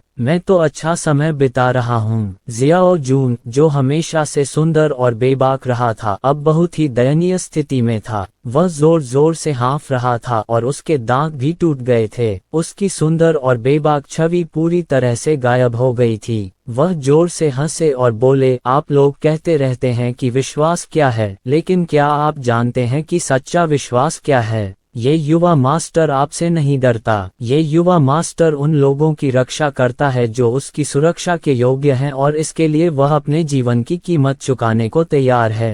क्या तुम्हारे कोई आदर्श हैं? तुम तो बस सत्ता के गुलामों का एक समूह हो। सत्ता पाने के लिए तुमने अपनी मानवता खो दी है। तुम्हें लगता है कि तुम बहुत ताकतवर हो। ये सही है, ये युवा स्वामी तुमसे कमतर है, लेकिन मेरे दिल में जो विश्वास है वह तुमसे 100 खरब गुना अधिक मजबूत है। ये युवा मास्टर आपके साथ लड़ेगा। ये कहकर जियाओ जून ने अपना हाथ उठाया और 6 दर्पण बनाए। वह एक दर्पण से कूदा, दूसरे दर्पण से बाहर आया और अगले दर्पण से अंदर चला गया। वह कुछ दर्पणों में आगे पीछे घूमता रहा और अचानक चिल्लाया, प्रकाश की मुट्ठी भिन्न भिन्नाओ। प्रकाश की एक किरण ने 6 दर्पणों को जोड़ दिया। तीव्र प्रकाश की 6 किरणें 3 स्वर्गीय क्लेश विशेषज्ञों की ओर बढ़ीं। एक भी वार झेलने में असमर्थ हे। एक स्वर्गीय क्लेश विशेषज्ञ ने व्यंग्य किया। उसने आगे बढ़कर अपनी दीपक क्यूई को एक अंडाकार ढाल में संघनित कर दिया। गड़गड़ाहट गड़गड़ाहट गड़गड़ाहट गड़गड़ाहट। प्रकाश की गति से चलने वाली मुट्ठियों की 6 किरणें एक ही समय में ढाल पर पड़ी, लेकिन वे ढाल को जरा भी हिला नहीं सकीं। स्वर्गीय क्लेश क्षेत्र का विशेषज्ञ पलक झपकते ही जियाओ जून के सामने आ पहुंचा। उसने अपना पैर उठाया और जियाओ जून को लात मारकर दूर धकेल दिया। जियो जून सैकड़ों मीटर दूर उड़ गया, जमीन पर लगातार टकराता और उछलता रहा, बिना रुके लुढ़कता रहा। उसने खुद को फिर से खड़ा होने के लिए मजबूर किया। उसका चेहरा राख और धूल से सना हुआ था। वह चौथे राजकुमार के पास वापस दौड़ा और उसकी रक्षा के लिए अपनी बाहें फैला दी। कौन है वो? इस डैडी से टकराने के बारे में सोचना भी मत। चौथे राजकुमार का कोई बाल भी बांका नहीं कर सकता। वह अंधा है। वह बार बार घूमकर दुश्मन का ठिकाना ढूंढने की कोशिश कर रहा था। उसकी आंखें पहले ही खून से लाल हो चुकी थीं। उसकी आंखें धीरे धीरे खून से भर रही थीं और उसकी दोनों आंखें पूरी तरह से बेकार हो चुकी थीं। हालांकि वह चौथे राजकुमार का सही पता लगाने में सफल रहा और जिस व्यक्ति की वह रक्षा करना चाहता था उसकी हठपूर्वक रक्षा की। जियाओ जून, चौथा राजकुमार जमीन पर लेट गया। उसकी आंखों से आंसू बह रहे थे और उसने कहा, चलो चलते हैं। मैं ही हूँ जिसे वे चाहते हैं। मुझे अकेला छोड़ दो। चलो हम अकेले चलते हैं। नहीं, जियो जून जोर से चिल्लाया। उसके लंबे बाल भूत की तरह बिखर गए। वह दहाड़ा, मैं नहीं जा रहा हूँ। मैं अर्जुन का भाई हूँ और अर्जुन का कोई भी भाई मौत से नहीं डरता। अध्याय 1837। कभी बर्दाश्त नहीं। तुम सचमुच दिल को छू लेने वाली हो। स्वर्गीय क्लेश क्षेत्र के विशेषज्ञ ने चंचलता से मुस्कुराते हुए कहा, तुम्हें साफ पता है कि तुम ऐसा नहीं कर सकते, लेकिन फिर भी तुम्हें हिम्मत रखनी होगी। यह एक चमत्कार है कि तुम जैसा कोई आज तक जीवित रह सका। क्या तुम जानते हो कि हमने तुम्हें अभी तक क्यों नहीं मारा? क्योंकि हमें सब कुछ नियंत्रित करने का एहसास अच्छा लगता है। इस दुनिया में अब कोई विशेषज्ञ नहीं है। वे हमें पकड़ सकते हैं। हम जो चाहें कर सकते हैं। कैसा है? क्या तुम शक्तिहीन और हताश महसूस करते हो? ये शक्ति का दबाव है। हमारे पास हर चीज पर हावी होने की शक्ति है। जियो जुन अचानक घूमा, चौथे राजकुमार को उठाया और बेतहाशा भागा। क्या तुम भागना चाहते हो? स्वर्गीय क्लेश क्षेत्र के मार्शल कलाकार ने अपना हाथ उठाया और एक धागा छोड़ा। इस व्यक्ति का हृदय अत्यंत द्वेषपूर्ण था। उसकी डिपक्यूई भेदक और तीक्ष्ण नहीं थी, बल्कि एक छोटे हथौड़े की तरह। उसने जियाओ जून के पैर पर जोर से प्रहार किया। जियो जुन, जो चौथे राजकुमार को अपनी बाहों में लेकर भाग रहा था, इस हद तक कुचला गया कि वह और चौथा राजकुमार उड़ गए। फिर भी वह लंगड़ाता हुआ जल्दी से खड़ा हो गया। उसने जल्दी से अपने पीछे चौथे राजकुमार को रोका और जल्दी से कहा, डरो मत महाराज, मैं यहाँ हूँ। मैं उन्हें तुम्हें पकड़ने नहीं दूंगा। मेरे यहाँ होने से मैं निश्चित रूप से तुम्हारी रक्षा करूंगा। मैं निश्चित रूप से तुम्हारी रक्षा कर सकूंगा। मैं निश्चित रूप से अर्जुन के आने का इंतजार करूंगा। चौथे राजकुमार को देखकर ऐसा लगा कि उसके शरीर के सभी जोड़ टूट चुके हैं और उसकी हड्डियां टूट चुकी हैं। जियाओ जून अब कुछ भी नहीं देख पा रहा था। एक अंधे कुत्ते की तरह वह जिद से अपने मालिक की रक्षा कर रहा था। ठीक है, उसके बगल में खड़े लोगों में से एक ने होंठ सिकोड़ते हुए कहा, इस बदमाश को पीट पीट कर अंधा कर दिया गया है और इसकी टांग भी तोड़ दी गई है। अब मजा नहीं रहा, जल्दी करो और इसे मार डालो। वह जिस व्यक्ति की रक्षा कर रहा है वह 5 महाद्वीपों के क्षेत्र का चौथा राजकुमार है। हमें 5 महाद्वीपों के क्षेत्र के और अधिक लोगों को नियंत्रित करने के लिए केवल इस चौथे राजकुमार को नियंत्रित करने की आवश्यकता है। हमें अपना मिशन याद रखना होगा। हम यहाँ लोगों पर कब्जा करने आए हैं, जमीन पर नहीं। एक अन्य व्यक्ति ने सिर हिलाया और कहा, 5 महाद्वीपों के क्षेत्र से बड़ी संख्या में मार्शल कलाकार पहले ही निकल चुके हैं। जब तक हम चौथे राजकुमार पर नियंत्रण रखते हैं, हम उन लोगों को वापस लौटने के लिए मजबूर कर सकते हैं और उन्हें अपने अधीन कर सकते हैं। उस समय परमेश्वर निश्चित रूप से बहुत प्रसन्न होगा। उसके बहुत से विश्वासी होंगे। स्वर्गीय क्लेश क्षेत्र के सबसे शक्तिशाली मार्शल कलाकार ने सिर हिलाया और कहा, आप दोनों सही कह रहे हैं। इस हाउतन चौथे राजकुमार की प्रतिष्ठा बहुत ऊंची है। चूंकि ऐसा है तो चलिए इसे खत्म करते हैं। अरे उस छोटे से कूड़ेदान, उसे मौत के घाट उतार दो। बोलते समय उन्होंने अपना दाहिना हाथ उठाया और अभूतपूर्व रूप से शक्तिशाली डिपक्यूई की एक डोरी उनकी तर्जनी उंगली पर संघनित हो गई। जियाओ जून को पहले से ही पता था कि एस्ट्रल क्यूई का ये धागा अब उसे परेशान करने के लिए नहीं था। यह उसे एक ही झटके में पूरी तरह से मार सकता था। ये सोचते हुए जियो जुन ने अपनी छाती से एक छोटा दर्पण निकाला, लेकिन वह दर्पण में कभी सुंदर दिखने वाले अपने आप को नहीं देख सका। महाराज, मुझे डर है कि मैं अब आपके साथ नहीं रह सकता। कृपया दुनिया को बताएं कि मैं कभी 5 महाद्वीपों की दुनिया का सबसे सुंदर आदमी था। ये कहकर जियाओ जून ने एक छोटी सी कंघी निकाली और अपने लंबे बालों को सावधानी से संवारा। फिर वह जोर से हंसा और लंगड़ाते हुए दुश्मन की ओर बढ़ा। हा हा हा हा, तुम बदसूरत कमीनों, सुंदर आदमी के मुकदमे का स्वागत करो। जियो जुन ने अपनी बाहें फैला दी और उछल पड़ा। आकाश से सूर्य की रोशनी गिरी, जिससे जियाओ जुन प्रकाशित हो गया। तेज धूप में उसका शरीर कोमल प्रकाश की परत से भर गया था। तुम सबसे सुंदर आदमी हो। चौथे राजकुमार का गला रुंध गया। स्वर्गीय क्लेश क्षेत्र मार्शल कलाकार तिरस्कार पूर्वक मुस्कुराया और उसके हाथ में डिपक्यूई अचानक उत्सर्जित हुआ।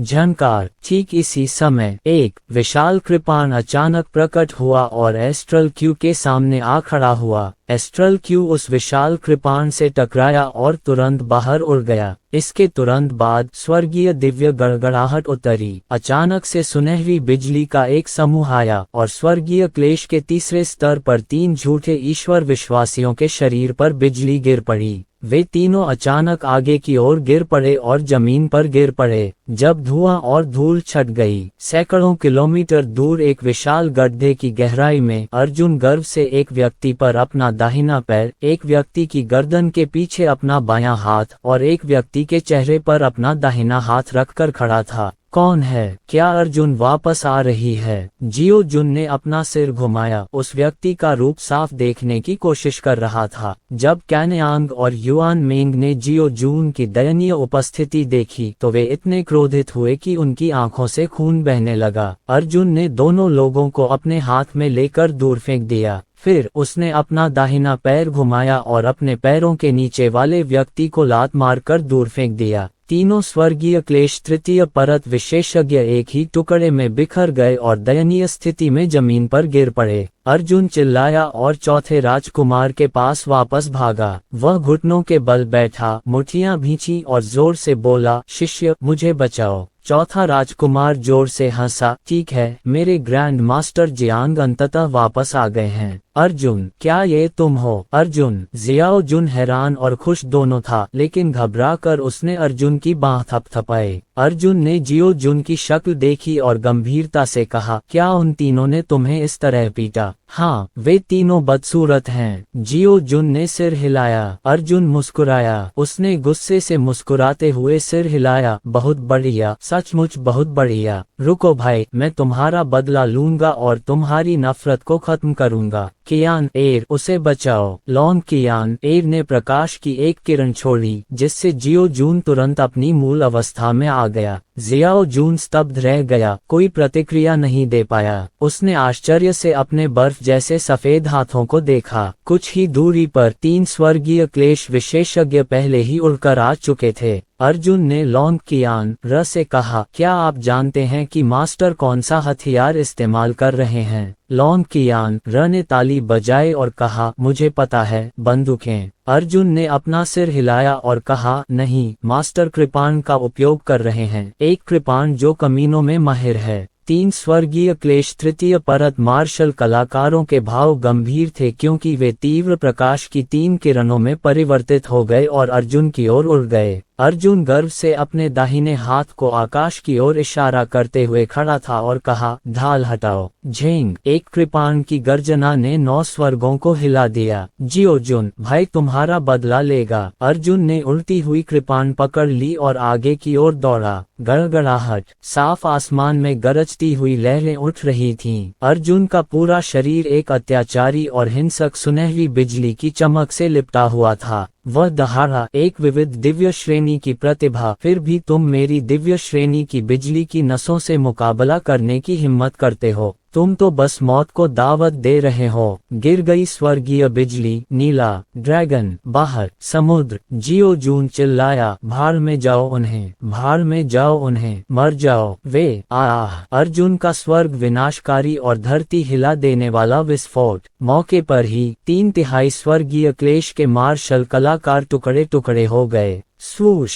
कृपाण की रोशनी से आधा आकाश प्रकाशित हो रहा था। विशालकाय कृपाण नीचे गिर गया और एक व्यक्ति मौके पर ही 2 टुकड़ों में बंध गया। अर्जुन ने दहाड़ते हुए कहा, कियान एर, ध्यान से देखो। ऐसा कहने के बाद अर्जुन ने अपनी विशाल कृपाण को फिर से उठाया। उसका प्रतिबिंब टिमटिमा रहा था, क्योंकि वह तरबूज और सब्जी काट रहा था। स्वर्गीय क्लेश मार्शल कलाकार को कई 100 साफ टुकड़ों में काट दिया। अच्छा नहीं, इस व्यक्ति में भी दिव्य प्रतिभा है, इसकी ताकत बहुत ज्यादा है, पीछे हट जाओ। अन्य 2 स्वर्गीय क्लेश मार्शल कलाकार इतने भयभीत थे कि उन्होंने अपना पित्ताशय भी थूक दिया और पागलों की तरह दूर भाग गए। भागो मेरे घर, जैसे चाहो आओ, जैसे चाहो जाओ। अर्जुन की आंखें लाल थीं और वह चिल्लाया, रुको। धमाका, वह सुनहरे वज्र के समूह में तब्दील हो गया और आकाश से नीचे उतरा। उसका पूरा शरीर घुटनों के बल झुक गया और एक स्वर्गीय क्लेश युद्ध कलाकार की पीठ पर घुटने टेक कर गिर पड़ा। मार्शल आर्टिस्ट ने खून की एक धुंध उगली जिससे आसमान भर गया। अर्जुन के घुटनों ने उसका पूरा शरीर जमीन पर पटक दिया, जिससे जमीन धंस गई और धंस गई। वह फिर डूबा और डूबता ही गया। उस अर्जुन ने उस व्यक्ति को लगभग 100 मील जमीन में धंसा दिया। उसने फिर अपना पैर उठाया और उस व्यक्ति को जमीन से उछालकर आसमान में उड़ा दिया। हालांकि जब यह व्यक्ति अभी भी उड़ रहा था तो बिजली का एक सुनहरा बोल्ट पहले ही उससे भी अधिक तेज गति से आगे निकल गया था। अर्जुन उनके ऊपर खड़ा था और उसने अपनी विशाल कृपाण से उन पर वार किया। स्वूश,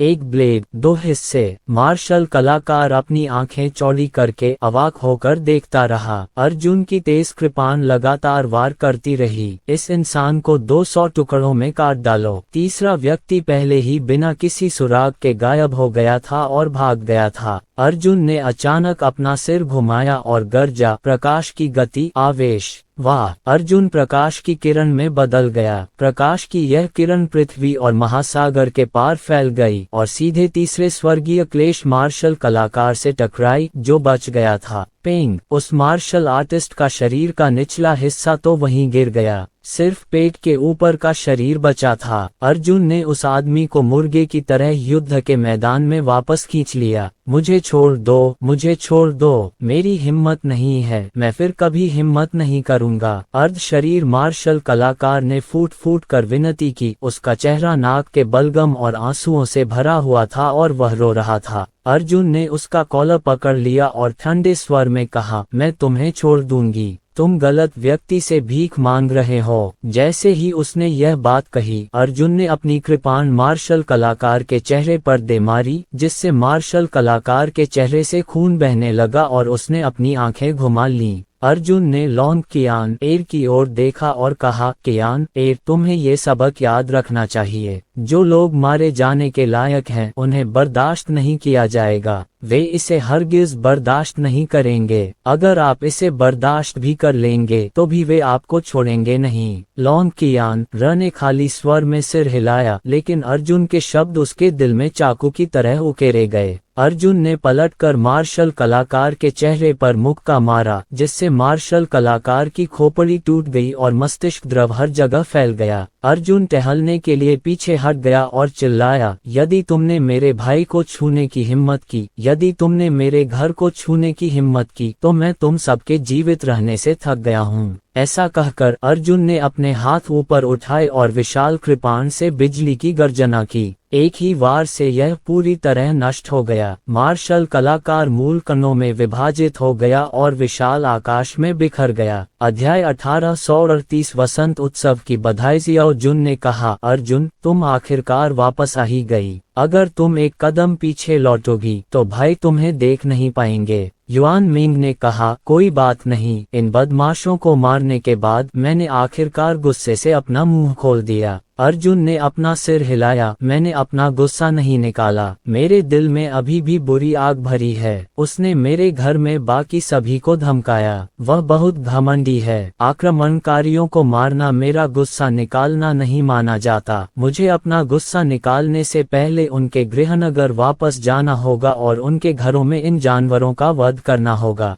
कैनयान खिलखिलाकर हंसा। उसने अर्जुन का कंधा थपथपाया और कहा, यही तो तुम कह रही हो, यही तो तुम कह रही हो। अर्जुन ने चौथे राजकुमार को शियाओ जुन के हाथ से लिया और कहा, कियान एक महामहिम राजकुमार को ठीक कर दो। इस बिंदु पर कुछ बुजुर्गों ने अपनी आंखें चौड़ी कर लीं और उत्सुकता से लॉन्ग कियानर के कदम उठाने का इंतजार करने लगे। लॉन्ग कियान एर के तरीकों ने उनकी आंखें खोल दी थीं। लॉन्ग कियानर इन मजबूत आदमियों से थोड़ा डर गई और अर्जुन के पीछे छिप गई। सुंदर लड़की, क्या तुम अपना नाम पूछने की हिम्मत कर सकती हो? अचानक जियाओ जून एक अलग ही व्यक्ति की तरह दिखने लगा। उसका पूरा शरीर चमकीला और दमक रहा था। उसने अपने सुंदर लंबे बालों में कंघी की और अचानक लॉन्ग कियान एर के पास प्रकट हो गया। अर्जुन ने असहाय होकर कहा, मैं वास्तव में यह नहीं कह सकती कि तुम एक ऐसे व्यक्ति थे जिसे अभी अभी पीट पीट कर मार डाला गया था। अपने विचार छोड़ दो। उसका नाम लॉन्ग कियान एर है और वह मेरी नई शिष्या है। जियो जुन की आंखें लगभग बाहर निकल आईं। शिष्य, आपके पास शिष्यों को स्वीकार करने का अवकाश है। सूर्य वास्तव में पश्चिम में उग रहा है। लेकिन जियाओ जून की अभिव्यक्ति गंभीर हो गई क्योंकि उसने ये कहा, चूंकि मैं आपका शिष्य हूँ तो इसे भूल जाए। कोई बात नहीं, मैं अभी भी उसका मार्शल अंकल हूँ। मेरी वरिष्ठता कम नहीं हो सकती। गैंग चांग को अभी भी ध्यान देने की जरूरत है। युआन मिंग ने सिर हिलाया, आपने कुछ मानवीय बात कही। और ठीक है अर्जुन, आपके इस शिष्य में कैसी क्षमता है? आपने स्वयं इसका उपयोग क्यों नहीं देखा? अर्जुन ने कहा, पहले महामहिम को ठीक करो, मैं तुम्हें धीरे धीरे समझाऊंगी। लॉन्ग कियान एर ने चौथे राजकुमार की चोटों को ठीक करने के लिए उस चौंकाने वाले तरीके का इस्तेमाल किया। उसके बाद वह और बाकी लोग ब्लू टाइड महाद्वीप के एकत्रीकरण स्थल की ओर उड़ चले। रास्ते में अर्जुन ने विस्तार से बताया कि उसके और लॉन्ग कियान र के बीच क्या हुआ, साथ ही लॉन्ग कियान र की अनोखी क्षमताओं के बारे में भी बताया। ये सुनकर वे सभी आश्चर्यचकित हो गए। हाओतन साम्राज्य में युद्ध का मैदान अस्तव्यस्त था। हाओतन शाही कबीले के सैनिक अच्छी शैली का पालन कर रहे थे और गंदा युद्ध क्षेत्र साफ कर रहे थे। सबने बहुत सावधानी से सफाई की। हालांकि वे यहाँ से जाने ही वाले थे, फिर भी उन्हें ऐसा करने की कोई जरूरत नहीं पड़ी। हालांकि जब अर्जुन ने एक सैनिक से पूछा तो सैनिक ने कुछ ऐसा कहा जिसने अर्जुन को उसके दिल में गहराई से अंकित कर दिया। ये हमारा घर है, उन्होंने कहा। यहाँ हमारी बहुत सारी यादें जुड़ी हैं। भले ही हमें किसी कारणवश यहाँ से जाना पड़ रहा हो, लेकिन जाने से पहले हम अपने गृहनगर को इतना वीरान और उजड़ा हुआ नहीं देख सकते। इन शब्दों ने सभी के दिलों में भावनाओं को जगा दिया और वे अंतहीन आहें भरने से खुद को रोक नहीं सके। अर्जुन ने सैनिक का कंधा थपथपाया और कहा, चिंता मत करो, एक दिन हम वापस आएंगे। मेरा विश्वास करो, ये दिन बहुत जल्द आएगा, मैं तुमसे वादा करता हूँ। रास्ते में अर्जुन ने चौथे राजकुमार और अन्य लोगों से महान प्रवास के बारे में भी पूछा। रात हो रही है। अर्जुन आसमान की तरफ देखते हुए कहता है, लगता है नया अंतरिक्ष मार्ग खुल गया है। इसमें अभी कुछ दिन और लगेंगे। चलो यहीं रुकते हैं और इंतजार करते हैं। कोई जल्दी नहीं है। चूंकि हम बाहर नहीं निकल सकते, इसलिए उन छद्म ईश्वरीय विश्वासियों के लिए फिर से अंदर आना आसान नहीं होगा। इसी समय आकाश से हंस के पंख और बर्फ गिरने लगी। बर्फ गिर रही है। थके हुए सैनिकों ने अपने हथियार नीचे रख दिए और बर्फ के टुकड़े लेने के लिए अपने हाथ आगे बढ़ा दिए। उनकी अभिव्यक्तियां जटिल थीं और उनके अपने विचार थे। जब चौथे राजकुमार ने सभी को अपने गृहनगर छोड़ते देखा तो वह मन ही मन दुखी हुआ और मुस्कुराया। अगर मुझे सही से याद है तो आज नए साल का पहला दिन होना चाहिए, है ना? आओ सैनिकों, अपने गृहनगर छोड़ने से पहले हम फिर से नया साल मनाएं। कोई तो आग जलाओ, शराब तैयार करो, इसे पी लो। युद्ध की अराजकता को हमारे मूड को प्रभावित न करने दो। दृश्य तुरंत जय जयकार से भर गया। रिपोर्ट: इस समय एक सैनिक उड़कर आया और जल्दी से बोला, भागने वाले संप्रदाय भी एक के बाद एक वापस आ गए हैं। चौथा राजकुमार जोर से हंसा और बोला, अच्छा, आज रात सेना और लोग एक दूसरे को चूमेंगे और साथ मिलकर वसंत उत्सव मनाएंगे। दृश्य तुरंत जीवंत हो गया। कई सैनिक पुरानी शराब के बर्तन लेकर आए। कुछ ने मांस भूनने के लिए कैंप फायर की व्यवस्था की तथा कुछ ने आग के चारों ओर नाचते गाते हुए नृत्य किया। अर्जुन ने बिजली की शक्ति से एक विशाल आधे कटोरे के आकार का घेरा बनाया जिसने पूरे शिविर को घेर लिया। बर्फ के टुकड़े प्रकाश के घेरे के ऊपर गिर रहे थे और कैंप फायर से परावर्तित हो रहे थे। यह एक स्वर्ग जैसा शानदार दृश्य था। लॉन्ग कियान एर ने इतना जीवंत दृश्य पहले कभी नहीं देखा था। उसका चेहरा उत्साह से लाल था और वह शराब का कटोरा पकड़े लगातार खिलखिला रही थी। उसका दिल बहुत सुकून से भर गया। इस जगह पर अब कोई उसका पीछा नहीं करेगा। आखिरकार वो मार्शल आर्ट की उस दुनिया में पहुंच गई थी जिसका उसने हमेशा सपना देखा था। अर्जुन ने लॉन्ग कियान एर के हाथ में शराब का कटोरा दबाया और कहा, तुम इस तरह की शराब नहीं पी सकते, ये बहुत तेज है, इसे पीने से तुम कार्बन में जल जाओगे। हम मार्शल आर्टिस्ट और सैनिक जो शराब पीते हैं वह न केवल हमारी भूख मिटाने के लिए है बल्कि हमारे शरीर को पोषण देने के लिए भी है। आपकी साधना इतनी कम है कि उसे बर्दाश्त नहीं किया जा सकता। इसे पी लो। मेरे पास अभी भी डॉटर रेड का एक साधारण जार है। इसे मेरे माता पिता ने तब स्थापित किया था जब मैं घर से निकला था। लॉन्ग कियान एर ने शराब का कटोरा थामते हुए मुस्कुराए। फिर उसने अर्जुन से शराब डाली और अर्जुन को प्याला दिया। उसने एक ही घूंट में पूरी शराब पी ली। दृश्य अत्यंत जीवंत था। किसी ने सूक्ष्म ऊर्जा छोड़ी और आकाश में शानदार आतिशबाजी फूट पड़ी। आग की लपटों ने लोगों के मुस्कुराते चेहरों को रोशन कर दिया, जिससे विस्थापित होने वाले लोगों के इस समूह को अपने गृहनगर में वर्ष के अंतिम कार्निवल का आनंद लेने का अवसर मिला। चौथे राजकुमार ने अर्जुन का हाथ पकड़ा और आकाश में उड़ गया। उसने नीचे खड़े लोगों को देखकर मुस्कुराते हुए कहा, आओ हमारे अर्जुन महागुरु जियांग के लिए टोस्ट बजाएं। पिछले कुछ वर्षों से हमारे ग्रैंड मास्टर जियांग हमारे गृहनगर के लिए लड़ने के लिए हर जगह गए हैं। वह हमारे हाउटियन एम्पायरियन के नायक हैं। लाखों लोगों ने एक साथ अपने गिलास उठाए और चिल्लाए। वह दृश्य लॉन्ग कियानर के लिए बेहद चौंकाने वाला था। उसने शराब का कटोरा थाम लिया और दूर से आसमान की ओर देखा। महारानी राजकुमार ने उसे कंधों से लगा लिया और अर्जुन के अनंत दृश्यों को निहारा। वह हैरान भी हुई और मन ही मन प्रशंसा भी। इतने सारे लोग उसकी जय जयकार कर रहे हैं। लॉन्ग कियान ने जियाओ जून के कान में फुसफुसाया, क्या मेरे स्वामी तुम्हारे साथ बहुत अच्छे हैं? महान जियो जुन ने हंसते हुए कहा, मुझे डर है कि मैं अर्जुन की पहचान को मापने के लिए इस शब्द का उपयोग नहीं कर सकता। यहाँ केवल 10 लाख लोग हैं। आप इतने छोटे से दृश्य से हैरान हैं। आपने कभी अपने स्वामी को बाई कबीले को ध्वस्त करने के लिए सेना का नेतृत्व करते नहीं देखा। ये सचमुच चौंकाने वाला है। लॉन्ग कियान को बाई कबीले शब्द का अर्थ समझ नहीं आया। उसने कहा, अगर आप कहते हैं कि मुझे समझ नहीं आया तो मुझे बताइए कि मेरे स्वामी कितने लोगों के प्रभारी हैं। क्या वह कोई उच्च अधिकारी है? जियो जुन ने शराब का एक घूंट लिया और मुस्कुराया, इस मामले की व्याख्या काफी जटिल है। धीरे धीरे आप समझ जाएंगे। मैं केवल इतना कह सकता हूँ कि आपके पास एक अच्छा गुरु है। अर्जुन के गुरु के रूप में आपको इस जीवन काल में धमकाए जाने की चिंता करने की जरूरत नहीं है। अध्याय 1839 इच्छा। इस समय किसी ने जोर से चिल्लाकर कहा, शिक्षक जियांग कुछ शब्द बोलो। ये सही है, ऐसे दिन पर कुछ तो कहो। सभी लोग हंगामा करने लगे। चौथे राजकुमार ने भी मुस्कुराते हुए अर्जुन की ओर देखा और कहा, मेरे ताइफू जियांग, आप पूरे साल घर पर नहीं रहते। आपके लिए सभी के साथ नया साल मनाना दुर्लभ है। सभी को खुश करने के लिए कुछ शब्द कहें। अर्जुन थोड़ा शर्मिंदा था। उसने हर तरह के बड़े बड़े दृश्य देखे थे, लेकिन सब कुछ लड़ाई के बारे में था।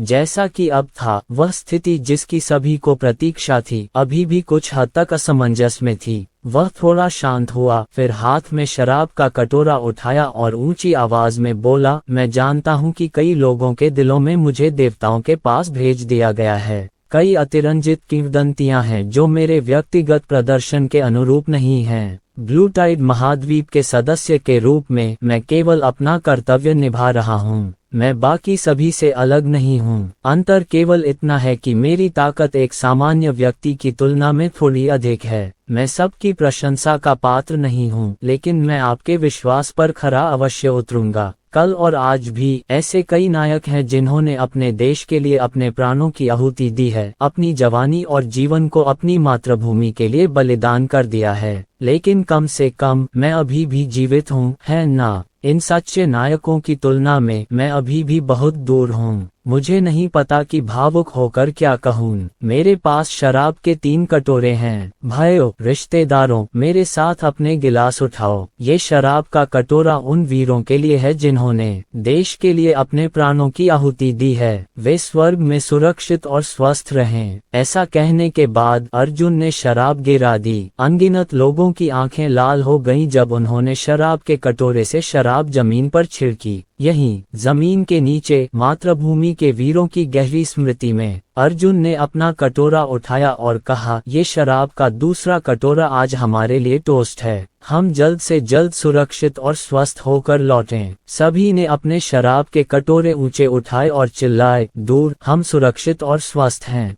चलो जितनी जल्दी हो सके अपने घर की ओर चलें। सब ने एक ही घूंट में सारा पानी पी लिया। अर्जुन ने शराब का तीसरा कटोरा उठाया और कहा, ये तीसरा कटोरा भविष्य के लिए है। आज हम युद्ध की लपटों से परेशान थे। हम हाउतियान ग्रैंड इवेंट का फिर से स्वागत करते हैं। हम जल्द से जल्द शांति की ओर लौटें। सभी ने अपने अपने कटोरे उठाए और सारा पानी पी लिया। 3 कटोरे शराब पीने के बाद भीड़ ने जोरदार तालियां बजाईं। आईं। युआन मिंग और शियाओ जुन, विशेष रूप से इस भूमि में पले बड़े लोग, शियांगनान के शब्दों से काफी प्रभावित हुए। वे एक शांतिपूर्ण और समृद्ध युग में रहते थे, लेकिन उन्होंने व्यक्तिगत रूप से युद्ध के युग का स्वागत किया। मैं केवल यही आशा करता हूं कि यह सब जल्द ही समाप्त हो जाएगा और किसी भी नायक या निर्दोष नागरिक की बलि नहीं चढ़ेगी। अर्जुन और उसके भाई एक घेरे में बैठे शराब पी रहे थे और एक दूसरे से बातें कर रहे थे। कभी कभी विभिन्न बैरकों और संप्रदायों के सैनिक अर्जुन के पास दावत के लिए आते थे और अर्जुन मुस्कुराहट के साथ उनका स्वागत करता था। ये सुनकर लॉन्ग कियानर हक की बक्की रह गई। उसने पहले कभी किसी ऐसे व्यक्ति को नहीं देखा था जिसकी शराब पीने की क्षमता इतनी ज्यादा हो। अर्जुन ने चौथे राजकुमार से कहा, मैंने तुम्हें आदि ब्रह्मांड के विषय में पहले ही विस्तार से बता दिया है। यह एक बुरी बात है और एक अच्छी बात भी है। कम से कम अंतरिक्ष को तोड़ना आसान नहीं है। जो लोग भंवर दुनिया में छिपे हैं वे कुछ समय तक शांति से रह सकेंगे। हालांकि मुझे छद्म देव जाति की वर्तमान स्थिति के बारे में ज्यादा जानकारी नहीं है। महाराज, क्या आपने किसी प्रतिवाद पर चर्चा की है? चौथे राजकुमार ने सिर हिलाया और कहा, यह मामला पहले ही शुरू हो चुका है। छद्म देव समूह से निपटने के लिए हमें मास्टर भगवान मूर्तिकला से शुरुआत करनी होगी। मुझे विशेष स्थिति के बारे में ज्यादा जानकारी नहीं है। मैं इन दिनों लोगों को सुरक्षित स्थान पर पहुंचाने में व्यस्त हूं। यदि आप जानना चाहते हैं तो भंवर में जाने के बाद शिबेहोंग और अन्य लोगों से विस्तार से बात करें। अर्जुन ने सिर हिलाया और कहा, ठीक है। बातचीत के माध्यम से अर्जुन को कुछ ऐसा पता चला जिसने उसे आश्चर्यचकित कर दिया, और वह ये था कि दानव राजा अंततः महीने की शुरुआत में प्रकट हुआ था। इसके अलावा महीने की शुरुआत में दानव राजा के बारे में सभी के वर्णन से अर्जुन और भी हैरान था। दरअसल बिल्ली का मुखौटा पहने उस महिला ने ही उसकी जान बचाई थी। खैर, अर्जुन को इसकी उम्मीद नहीं थी। वह उस महीने की शुरुआत में वापस लौटने और अपना असली रूप देखने के लिए उत्सुक था। स्थान को सुदृढ़ करने से टूटे हुए स्थान को जोड़ना अत्यंत कठिन हो गया। अर्जुन की वर्तमान ताकत के साथ भी आदिम ब्रह्मांड की स्थानिक संरचना को हिलाना मुश्किल था। ऐसा करने के लिए एक या एक से अधिक स्वर्गीय क्लेश विशेषज्ञों को व्यक्तिगत रूप से ऐसा करना पड़ता था। इसके अलावा 8वें स्तर का स्वर्गीय क्लेश विशेषज्ञ केवल स्थानिक मार्ग खोल सकता था, लेकिन उसे लंबे समय तक बनाए नहीं रख सकता था। अगर उसे इसे लंबे समय तक बनाए रखना होता तो उसे स्वर्गीय क्लेश विशेषज्ञों से ज्यादा प्रयास करने पड़ते। अर्जुन ने स्थानिक मार्ग के बंद होने और उसके पुनः खुलने के बीच के समय के बारे में भी बताया। अंतरिक्ष एक अवधारणा है, लेकिन इसका अस्तित्व है, बस इसे शरीर से छुआ नहीं जा सकता। पहले खोला गया स्थानिक डोमेन सक्रिय होगा और इस स्थान पर एक और स्थानिक चैनल खोलना दोगुना कठिन होगा। अर्जुन को इस मामले के बारे में पहले से ही पता था, ठीक उसी तरह जैसे जब वह हाइपरवेलोसिटी डोमेन में प्रवेश कर गया था और जमीन से टकरा गया था। एक ही अंतरिक्ष क्षेत्र में वह केवल एक बार ही टकरा कर रुक सकता था। अगर वह दोबारा टकरा कर रुकना चाहता था तो उसे अंतरिक्ष को उसकी सक्रिय अवस्था से धीरे धीरे शांत करने के लिए कुछ समय तक इंतजार करना पड़ता था। सभी ने ओह ओह की आवाज निकाली और अचानक उन्हें एहसास हुआ। अर्जुन ने कहा, इसलिए ऐसा नहीं है कि ग्रेट मेलस्ट्रॉम के वरिष्ठ कड़ी मेहनत करने के लिए तैयार नहीं हैं। वे भी जल्द से जल्द हमारे लिए स्थानिक मार्ग खोलने की पूरी कोशिश कर रहे हैं। सभी लोग चिंता न करें। लॉन्ग कियान एर ने उत्सुकता से पूछा, अरे अर्जुन, चूंकि आप इतनी तेजी से उड़ रहे हैं तो आप सीधे उस भंवर तक क्यों नहीं उड़ते जिसका आपने उल्लेख किया है? अर्जुन ने अपना सिर हिलाया और कहा, भंवर शून्य में स्थित है। यह एक ऐसा क्षेत्र है जो अंतरिक्ष से स्वतंत्र है और जिसके ऊपर से उड़ान नहीं भरी जा सकती। जियाओ जून झुककर बोला, छद्म दिव्य विश्वासियों में बहुत सारी दिव्य प्रतिभाएं हैं। हमारे पास वास्तव में उनके खिलाफ जीतने का कोई मौका नहीं है। जैसा कि आप देख सकते हैं, युआन मेंग, कैनयांग और मैं भी उसी उम्र के उत्कृष्ट मार्शल कलाकार माने जाते हैं। हालांकि दिव्य प्रतिभा वाले उन विश्वासियों के सामने हम सचमुच थोड़े कमजोर हैं। अर्जुन ने सिर हिलाया और कहा, हमारी क्षमताएं अकेले छद्म ईश्वर में विश्वास करने वालों को निश्चित रूप से नहीं हरा पाएंगी। हमें मौका पाने के लिए 5 आत्माओं की शक्ति उधार लेनी होगी। नीला ड्रैगन, सफेद बाघ, सिंदूरी पक्षी, काला कछुआ, चारों प्रजातियां जाग चुकी हैं। मेरे पास उनसे मिलने का समय नहीं है। संक्षेप में, आने वाले वर्ष में मुझे बहुत सारे काम करने हैं। मुझे डर है कि आपके साथ फिर से मिलने के लिए मेरे पास बहुत कम दिन होंगे। वैसे आप उन छद्म देवताओं के बारे में क्या जानते हैं जो विश्वासियों को अपनी दिव्य प्रतिभा से आशीर्वाद देते हैं?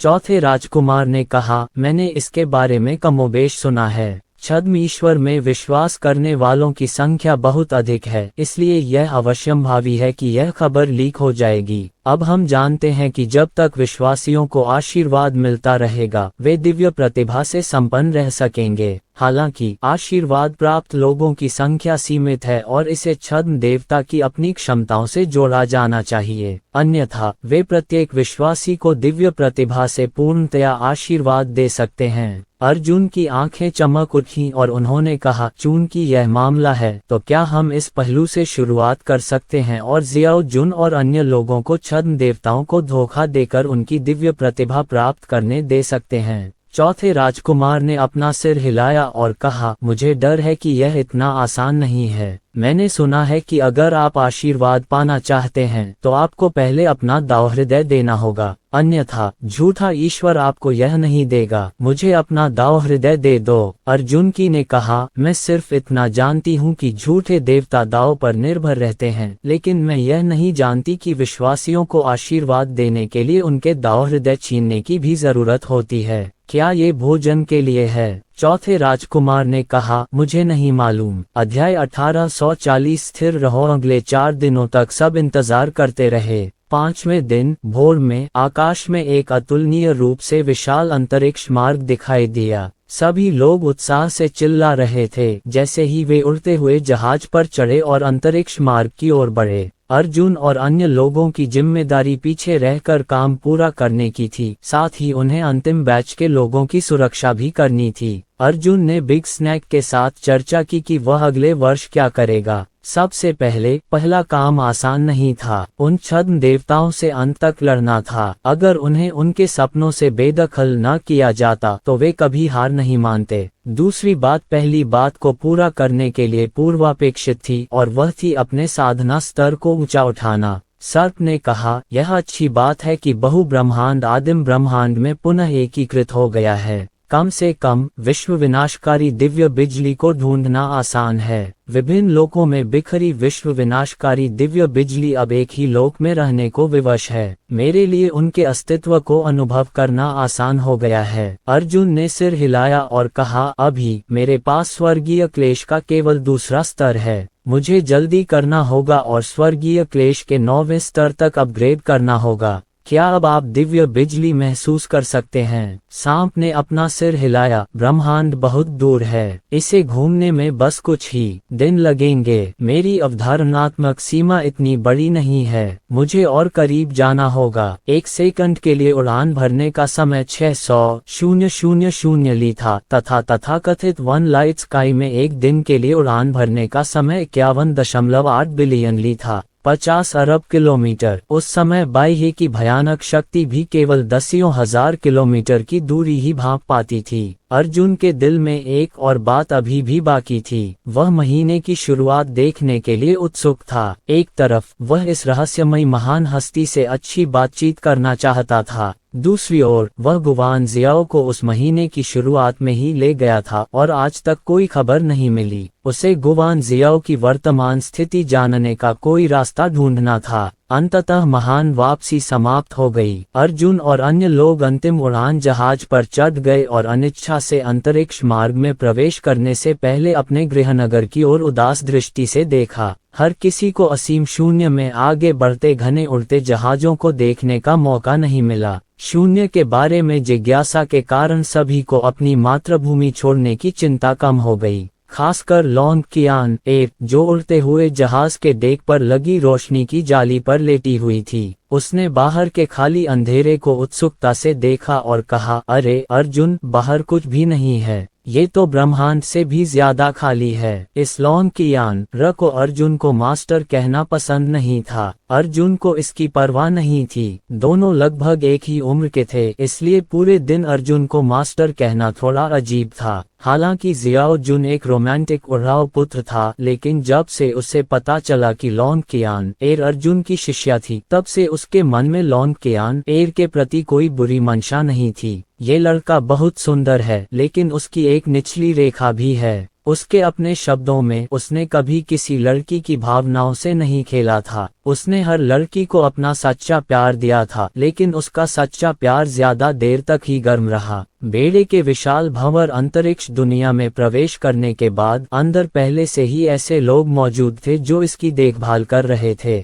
जब हाओरान संप्रदाय, स्टारसी संप्रदाय, स्टार गिल्ड और अन्य लोगों ने अर्जुन को देखा तो उनके दिल आत्मविश्वास से भर गए। अर्जुन की वापसी का मतलब था कि उनके लिए अभी भी उम्मीद बाकी थी। यह एक ऐसा इंसान था जो सृजन में माहिर था और पहले ही कई चमत्कार कर चुका था। दुर्भाग्यवश अर्जुन को महीने की शुरुआत का पता नहीं चल सका। शी बेहोंग ने कहा कि महीने की शुरुआत में वह मास्टर भगवान मूर्तिकला के बारे में पता लगाने के लिए ब्रह्मांड के बीजों की खोज करने के लिए अपने साथ बड़ी संख्या में राक्षसों को लेकर आए थे।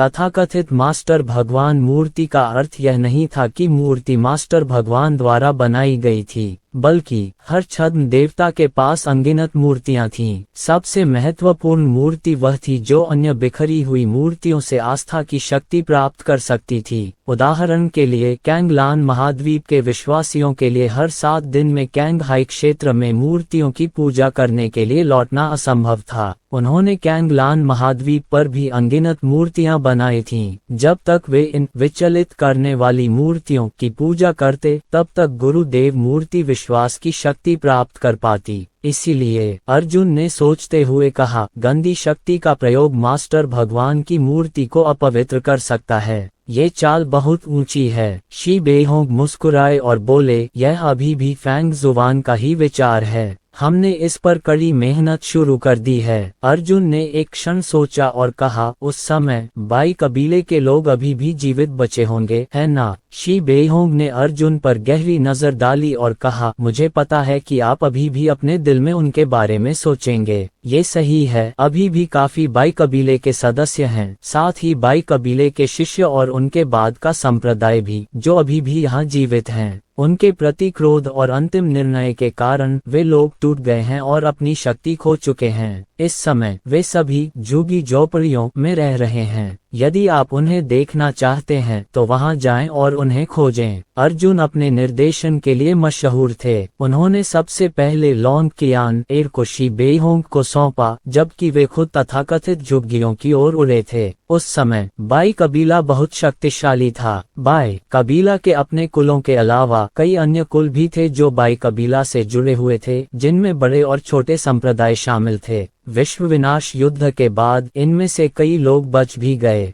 जैसा कि शी बेहोंग ने कहा था, दुनिया ने इन लोगों के समूह के प्रति अतुलनीय रूप से क्रोधित होकर उनके राज्यों को नष्ट कर दिया। शरणार्थी क्षेत्र एक निर्जन क्षेत्र में और भूमिगत स्थित है। जमीन को एक बड़े धातु के पिंजरे से ढका गया था जो हजारों किलोमीटर तक फैला हुआ था। जमीन पर सपाट रखा गया था और पिंजरे के नीचे एक भूमिगत दुनिया खोखली थी जिसे झुग्गी बस्ती के रूप में जाना जाता था। अर्जुन गीली कीचड़ भरी झुग्गी झोपड़ी वाली सड़क पर चल रहा था। उसके चारों ओर एक निराशाजनक दृश्य था। सड़क के दोनों ओर हर तरफ नशे में धुत मार्शल आर्टिस्ट पड़े थे। वे पहले बड़े गौरवशाली और घमंडी हुआ करते थे, पर अब इतने वीरान हो गए थे कि उनमें जरा भी ताकत नहीं बची थी। कुछ लोग दिन भर नशे में रहते हैं, जबकि अन्य भाव शून्य चेहरों वाली चलती फिरती लाशें हैं। इन प्रतिभाशाली लोगों ने अपने जीवन के सबसे बड़े मोड़ को पार कर लिया था। वे ऊंचे और शक्तिशाली आधिपत्य से निर्वासित बेसहारा लोगों में बदल गए थे, और यह वास्तव में अर्जुन ही था जिसने ये सब किया। अर्जुन अब यह नहीं बता पा रही थी कि कौन बाई कुल का है और कौन बाहरी मार्शल आर्टिस्ट। इन लोगों ने जबरदस्त बदलाव देखे थे और भारी नुकसान झेला था। इस समय वे और भी ज्यादा उदास और बेहद हताश थे। हर जगह लोग लड़ रहे थे, ताजे मांस के टुकड़े के लिए लड़ रहे थे। दुनिया के लोग झुग्गी झोपड़ियों में खाने पीने की चीजों को लेकर भी बहुत कंजूस थे। साल भर झुग्गी झोपड़ियों में रहने वाले ये लोग बच्चा खुचा और फफूंद लगा खाना खाते थे, जो सुअर के खाने से भी घटिया था। अर्जुन ने काले रंग का लबादा पहना हुआ था और उसका चेहरा छाया में ढका हुआ था। वह जोर से हंस नहीं पा रहा था। हालांकि ये लोग अपने पापों के लायक थे, फिर भी वह सचमुच जोर से नहीं हंस पा रहा था। शायद कोई फटेहाल भिखारी उसके पास से गुजरा था। वह उसका कोई रिश्तेदार था जो उसके खानदान से जुड़ा था, बाई कबीले का एक पूर्व सदस्य। वह अंधेरी और नम सड़कों पर, एक पैर गहरे और एक पैर उथले कीचड़ और स्थिर पानी पर कदम रखते हुए चला। एक अंधेरे कोने से एक औरत की चीख सुनाई दी। 7 या 8 मजबूत आदमी महिला को बुरी तरह पीट रहे थे और लात घूंसों से पीट रहे थे। उसके हाथ में फफूंद लगे भाप से पके हुए रोटी के एकमात्र टुकड़े को छीन रहे थे जिससे बदबू आ रही थी। मेरे उबले हुए बंस मत चुराना, मैं 5 दिन और 5 रातों से भूखा हूँ, कृपया। औरत फटे पुराने कपड़े पहने हुए थी और उसके बाल कीचड़ से सने हुए थे। उसके कपड़ों में अनगिनत छेद थे। जो दिख रहा था वह उसकी चिकनी बर्फ जैसी त्वचा नहीं, बल्कि उसका शरीर था जो कीचड़ और गंदे पानी से काला पड़ गया था। वह घुटनों के बल जमीन पर बैठ गई। घुटन महसूस करते हुए उसने अनिच्छा से भाप से पके हुए बन का एक छोटा सा हिस्सा पकड़ लिया। उसने अपने होंठ भींच लिए। उसके गालों पर आंसू बह रहे थे। उन हटे कट्टे आदमियों को इसकी परवाह करने की कोई जरूरत नहीं थी। उनमें से एक ने औरत के पेट में लात मारी और उसे बाहर धकेल दिया, जिससे वह दीवार के कोने में कांपने लगी। सब ने उबले हुए बंस लिए और उन्हें हिलाया। छोटी कुतिया, मैं शराब के बदले कुछ उबले हुए बंस लेने जा रही हूँ। तुम्हारी हिम्मत कैसे हुई मुझे न देने की? उन्होंने कहा। इतना कहकर वे चले गए। लड़की ने अपने पैरों को पकड़ लिया और अपना चेहरा घुटनों में छिपा लिया और रोने लगी। उसके फटे पुराने कपड़ों से पता चल रहा था कि वह बेहद दुबली पतली थी। कई दिनों तक भूखे रहने के बाद न जाने कितनी बार ऐसा दृश्य हुआ होगा। जब कोई व्यक्ति भोजन बांट रहा था तो उसके पास से गुजरा तो उन्होंने क्रूरतापूर्वक मुंह में लार थूक दी। वह इतनी डर गई कि चुपचाप थोड़ा दूर हट गई। अर्जुन का दिल पिघल गया। वह अब और बर्दाश्त नहीं कर सका। उसने अपनी छाती से एक भुना हुआ चिकन निकाला और पास जाकर लड़की को दिया और कहा, लो। लड़की को अचानक सुगंध महसूस हुई और उसने भुना हुआ चिकन उठा लिया। लेकिन जब उसने ऊपर देखा और छाया में अर्जुन का चेहरा देखा तो वह दंग रह गई। अर्जुन भी दंग रह गया। कीचड़ से सना हुआ ये लगभग पहचान में न आने वाला चेहरा उसे कुछ हद तक जाना पहचाना सा लग रहा था। लड़की ने भुने हुए चिकन पर से अपनी पकड़ ढीली कर दी और भाग गई। अर्जुन जल्दी से उसके पीछे भागा। रुको, रुको! लड़की ने अपना चेहरा ढक लिया और घबरा कर चिल्लाते हुए भागी। इधर मत आना, मेरे पीछे मत आना, मैं नहीं चाहती कि तुम मुझे इस तरह देखो। अर्जुन चिंतित था और चिल्लाया, जियांग ज़ुलू, रुको!